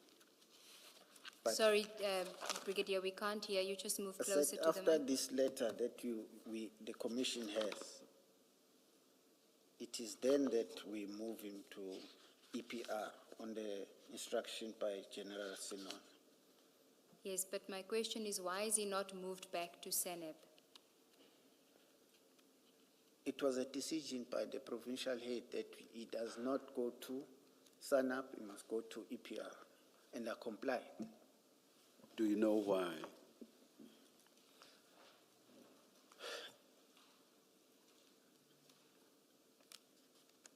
I think his reasoning were based on this, but on this email, plus the other one that came on the 2022, that's all I can think of. Because I went to him and I said, let's take this member back. And he said to me, it's fine, but he must go to SANAP. Excuse me. To Economic, EPR. yeah, EPR, protected resources. Did you ask him for Warrant Officer Sander to go back to Seneb? Did you ask General Sonona for Warrant Officer Sander to go back to Seneb? It's very specific. No, I said, when I say the member must go back, because he was from SANAP, so I meant that he must go back to SANAP. And then he said to me, no, he must go to EPR. And then I communicated that with Sanda. Did he give you did General Senona give you a reason as to why he can go to EPR but not to Senate? No, And you I didn't, didn't ask him to. Okay. I complied. Now, you know that Warrant Officer Sanders says it's because he was stepping on toes, because he was making all those drug busts. Do you have a comment on that? I heard him saying that. I have no comment on that. You must also have heard him say that he laid complaints against certain officers about loss of exhibits. And he placed a document before us and he said you were aware, those were addressed to you. Yes. And as far as he's aware, only action was taken against only the one person, and nothing was done about the other officers, who included Colonel Jacob and other names that I don't remember. And he gave that as part of the reasons why he had been treated the way that he was, following this complaint that didn't go anywhere. Do you care to comment about that? You received the complaint. What did you do about it? Why did you not do anything about it if you did not? Maybe if I look at the complaint, because I know there were a lot of DRs that were open there in that office. DR is what? It's a disciplinary regulation. We call it, when we discipline a member, it's called a DR. Yes. Yes. And you're saying based on his reports or his No, complaint, because I'm asking specific to his complaint in the context of this discussion you are having with the evidence leader, that he says he stepped on people's toes but he thinks it's because he was making these busts and therefore stepping on people's toes. And then I'm adding that. No, I know, sorry to come interject you. There were complaints that were brought to my office, and there were investigations that were done. And there were people that were charged. Remember, the investigation, it would be assigned to the disciplinary investigator, and he will say, this so and so and so and so must be charged. And I remember that warrant officer, the female warrant officer, there was also warrant officer, I mean, he's now a captain retired, I think Freeze was also charged to those complaints. So are you saying the complaints that Warrant Officer Sander testified to as having been fired, that you acted on all of those? Is it your evidence? Yes. Did he send them to me or it came through the channels? Because I would receive something from Colonel Jacob and then also report to the provincial head, and then the functionaries would be appointed to investigate. Yes. I think he was asked a specific question. Did Brigadier Nyuswa become aware of these complaints? And his answer was yes, he did become aware of them. I don't remember receiving anything direct from him. Okay. Thank you. It would have been, he submitted it to Sabia, I think he was a captain at the time, or Sabia, and then from there, he said that you became aware of the complaints. Yeah. But there is no complaint that came to my office and we did not act on it. Okay. Now, you say you joined as the acting provincial commander in April 2020. That's correct. When you joined, were you aware of the allegations against Lieutenant Colonel Jacob that were similar to the allegations that were later made against Warrant Officer Sander, that he was colluding with a drug cartel? Were you aware of that, and that there was an IPID investigation against Lieutenant Colonel Jacob? No. Okay. Were you aware that he had been moved from SANAP during that investigation until the investigation was finalized? I know that he was once placed at commercial crime, serious commercial crime.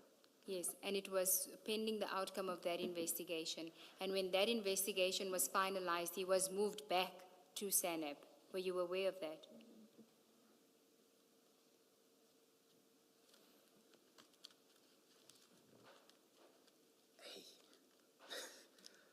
It's fine if you weren't aware of it. You just came into the position in April 2020. No. This would have occurred in 2019. But Oh, you, okay. yes. All right, no. I do. That's why I said when you joined there, were you aware of these allegations? No, Okay. So was there any reason why Warrant Officer Sanders should not have gone back to SANAP at the conclusion of the investigation? I would suggest even earlier than March 2025, most probably in July of 2024, based on that information note that you have there that we haven't seen, but that he should have gone back to SANAP at the conclusion of the investigation. It was a decision of my superior.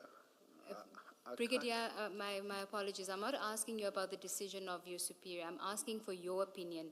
Do you agree that there was no reason why he should not have gone back to SANAP in March 2025, based on what you knew, because you were involved in that process? No, I don't see a reason. Sorry? I said I don't see a reason why he should have not been placed back to SANAP. But you did nothing to ensure that he goes back? Because I was following orders. Okay. And this was somebody, whilst he was in your team, he was a good investigator. He was one of the best investigators you had at the time. PMD offers third-party car insurance that you can trust from as little as 167 Rand per month. And when General Senona says he's not going back to SANAP, you know that there's no justifiable reason why he shouldn't go back to SANAP. You just agree with the decision to send him to EPR. I sent him to EPR, but again, equally so, I asked him to do a very sensitive investigation for me there, because other investigators were not taking it anywhere, and he's still doing it. And he has progressed a lot on that investigation. Can I just say, Brigadier, that you are the head, yes, and Sanders falls under you. A complaint or an allegation was made against him. It went nowhere. You are confident enough to recommend that he should be reinstated to SANAP. I struggle with your presenting the position as if you don't have the ability to advocate for your members. You know your members, the members in your team. You know their strengths. Yes. You know where you are short of resources. And this idea that you are presenting, that you have absolutely no say. General Senona runs the show however he wishes, to a point where he can move people around without you having a word at all, even making a suggestion or advocating. It's difficult considering the seniority of your position. I mean, he's the overall head, General Senona, there's no question about that, but he has different, I think you've said commanders, commanders? Provincial commanders. Yes, who report to him. So he's not the be-all and end-all of everything. He relies on you. You are presenting and consistently about this operation. First the operation in Port Shepstone, but now in this conversation, you are presenting the impression that you have absolutely no say. It's one thing to say, I did motivate and I did have the discussion that I think he should return to SANAP for reason A, B, C, D. And General Senona, well, he makes the final decision and is finally accountable, overruled my recommendation. That's a different scenario than having someone of your seniority who says, well, I was following instructions. I said the man should be retained, and I don't know for what reason General Sinona decided he must go to EPR, but hey, it was an instruction, and there was nothing more I could say. Never mind do, I'm not even saying do, I'm saying say about it. Then it raises questions about the effectiveness of these positions of leadership.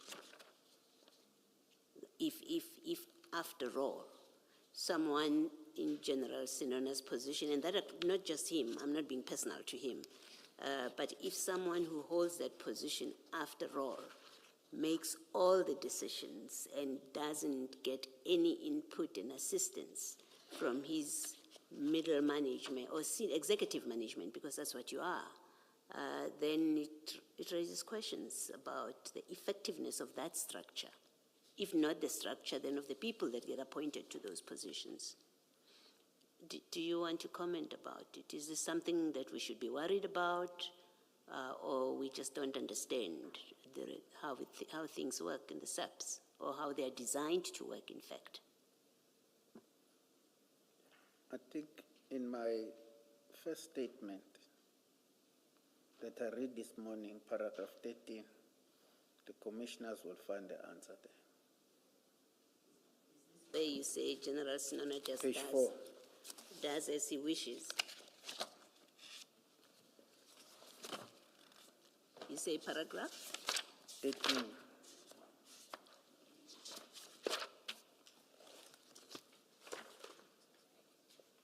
Okay. He was not someone who consulted when he made decisions. Is that what you're referring to? Yes.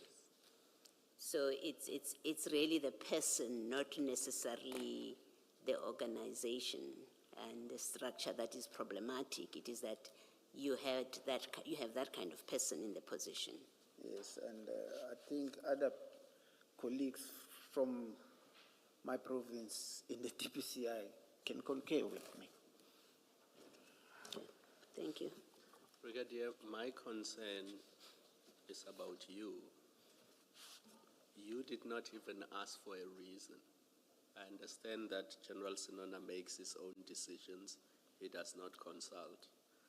But sender comes to you and says, I want to go back. You communicate his request to General Sinona. General Sinona says, no, he must go to the economic crime section. You don't ask why, because he's more effective at SANAP. So this is on you, because you were asked, do you know why? And sitting here today, you don't know, you don't have a reason, which means you did not even inquire for yourself so that you are informed and you are aware what the reasons are. You just accepted that a decision was made and you left it there. Commissioner, as I have stated in paragraph 13 of page 4 of my statement, it's very difficult to engage with someone whom you know you're not going to win. No, but you did not even try. See, that's my concern. A request was made to you. Yes. You passed it on to General Sinona. He makes a decision which is contrary to the request. Now, if you had to give feedback to sender and he asked you, what is the reason? You would have nothing to say to him because you did not make the inquiry. And that's really my concern.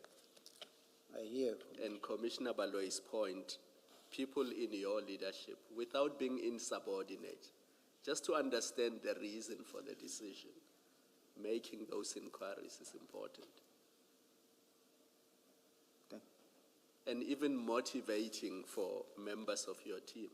I had understood, and I could be wrong, I had understood from Sander's evidence that in some instances when he applied for a promotion, you actually supported it. And ultimately he was unsuccessful, but you did motivate that he should be promoted to a particular role. So even here, it makes me wonder whether you simply made a request to General Sinona or you actually motivated for his return to SANAP. Because those are two different things. Simply making a request and strongly supporting and motivating something are two completely different things. I hear you, Commissioners.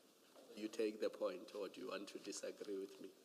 Nothing I say is gospel, so if you disagree, you can say, I don't agree with you. Commissioner Kumar, I hear you. And Brigadier, just to say that if we go to page 668 of the exhibit bundle, that is not Warrant Officer Sanders' version as to why he actually did eventually return to your section. According to him, it was because he challenged the cancellation of his scarce skills allowance, page 668 of the exhibit bundle. I think it would be, and it is CJC 249.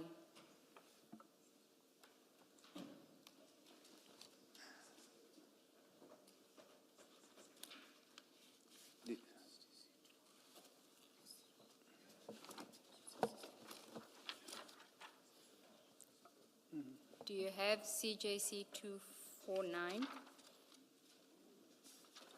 It is a letter on a SAPS letterhead to the Acting Provincial Commander, Corporate Support Services.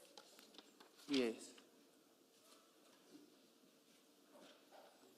It's CJC 249. It's page 667. 649. CJC 249, and the page number is 667. Yeah.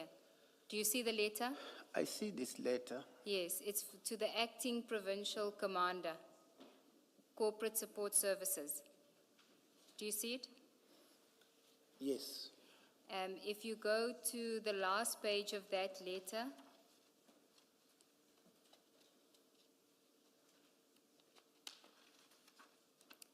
it's signed by Warrant Officer Sander on the 15th of July 2025.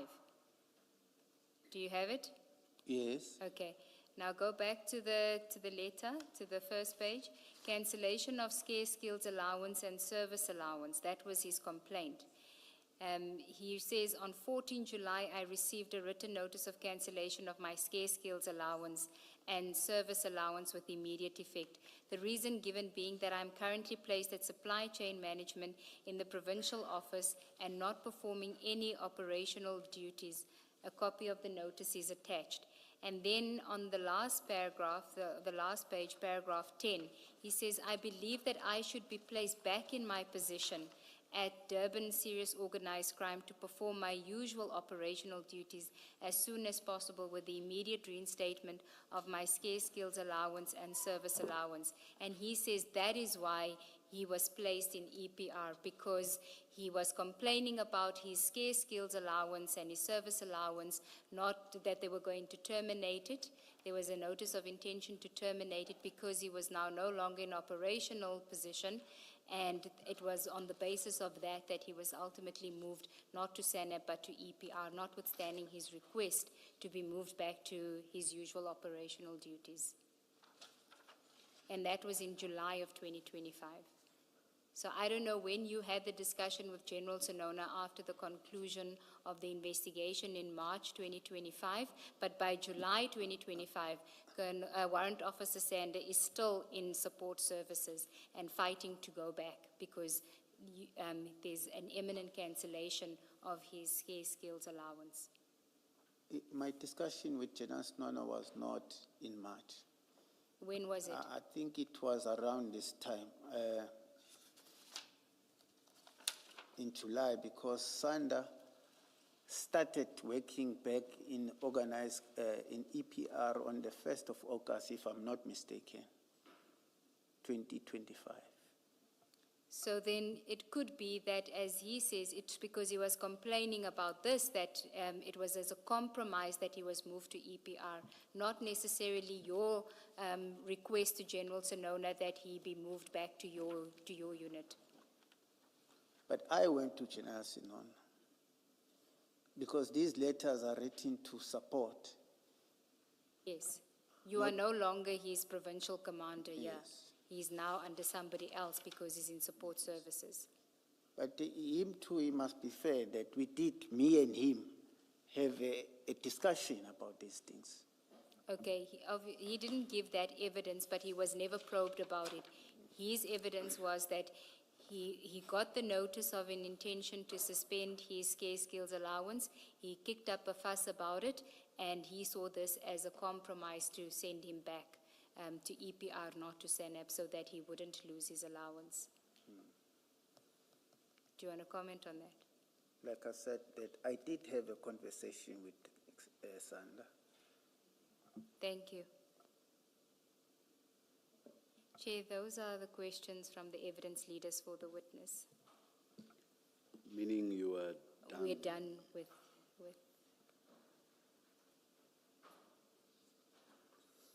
Brigadier, can we just clarify two things?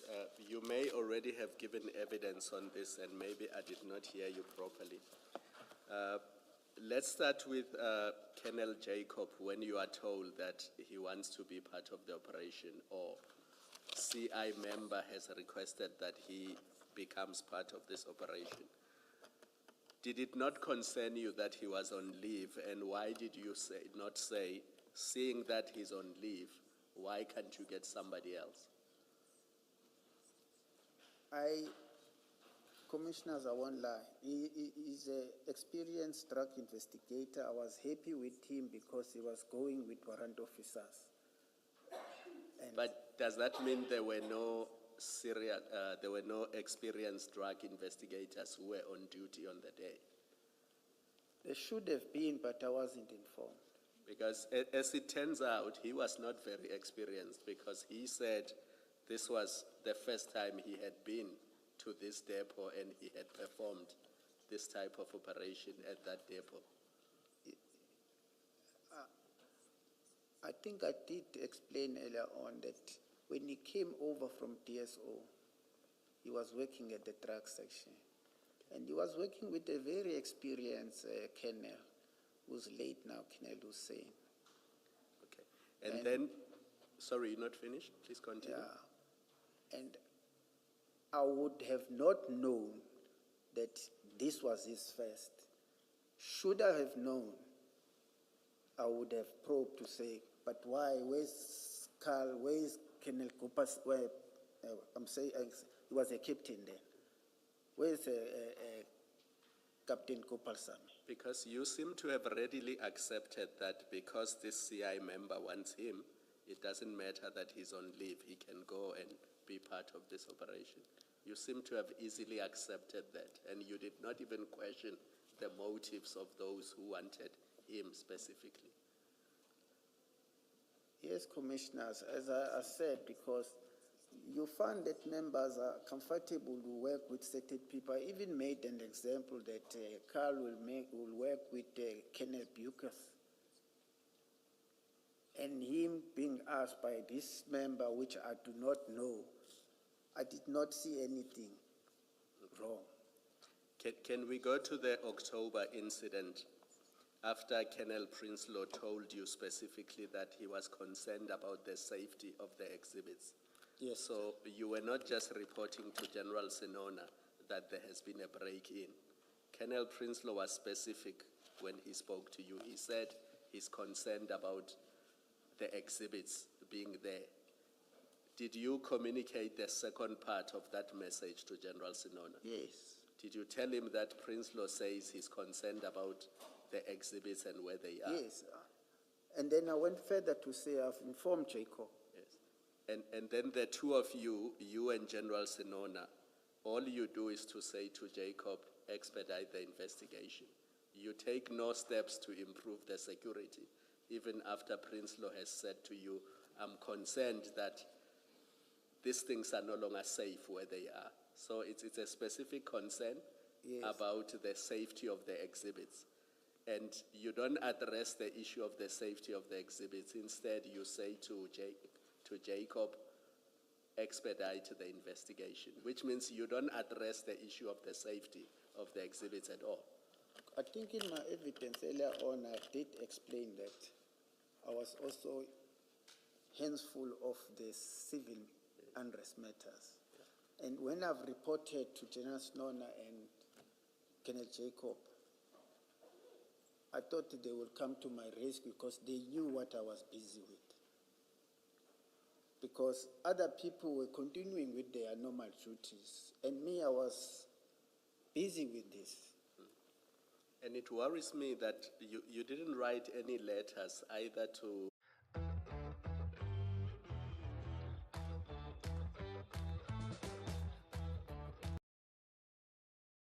and you were content with that. I concede, Commissioner. Yeah. And this may be your last chance, at least with this commission, to deal with this. Looking back now, do you think there's anything you could have done better? Of course, yes. And what is that? To be very cautious and take a precautionary step. Firstly, I shouldn't have recommended drugs to go to Potchefstroom. Secondly, when I was informed of the attempted, I should have at least left the civil unrest matters and focused to say that these drugs must be moved.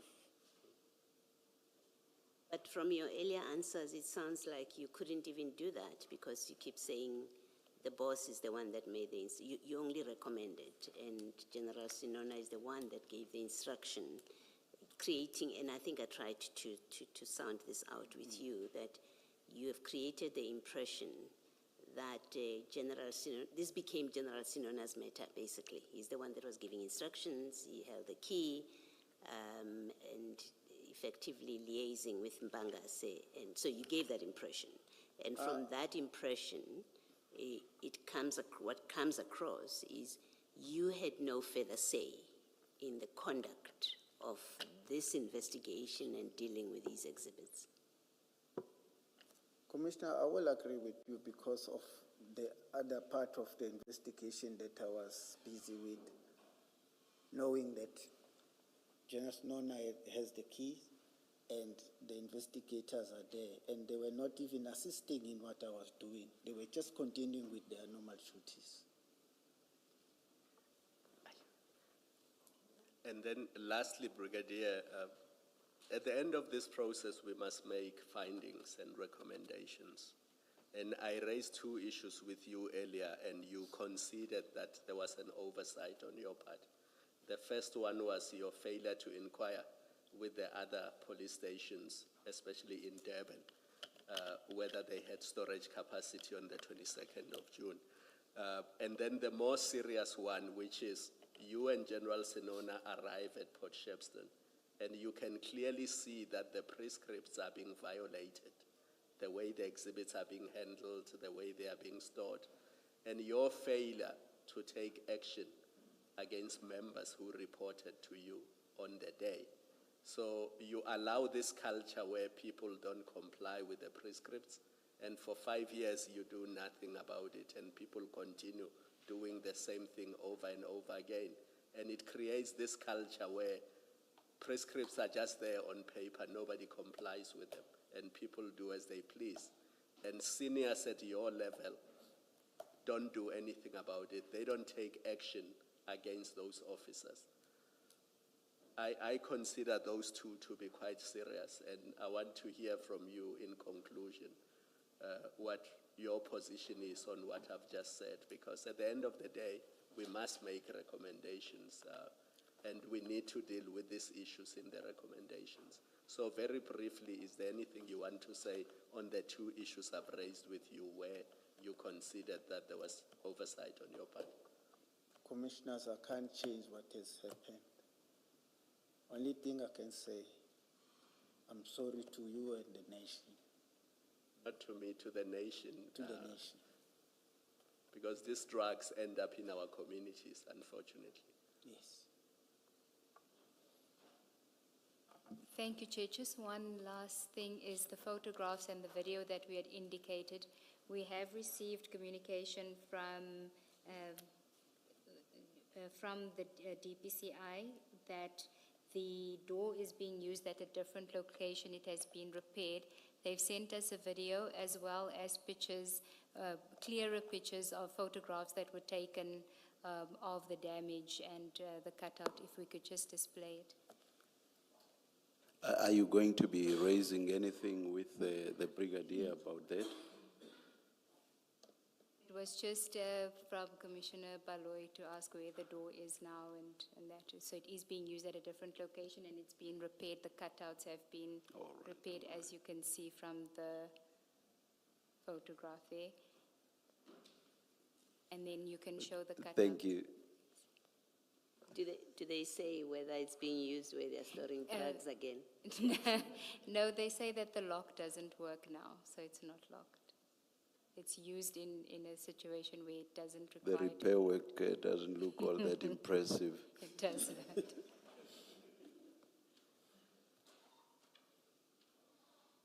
Maybe just to avoid any confusion, it's not suggested this was the mechanism. We don't know that yet, the inside locking mechanism. No, no. I just want to see the outside again, please. The first one, the weld.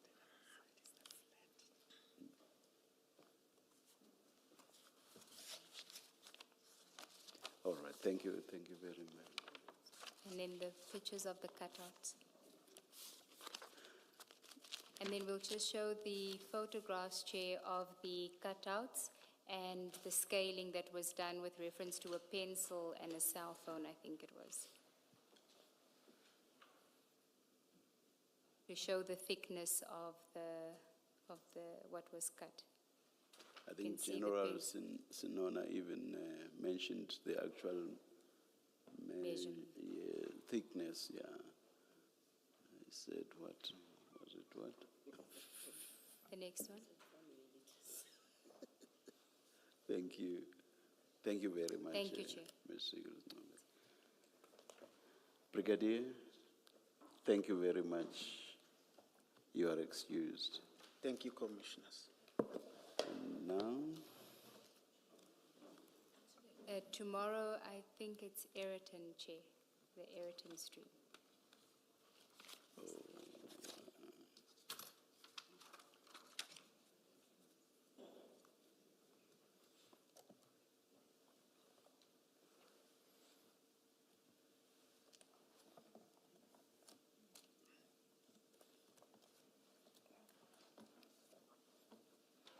let's adjourn and resume at 9:30 tomorrow morning.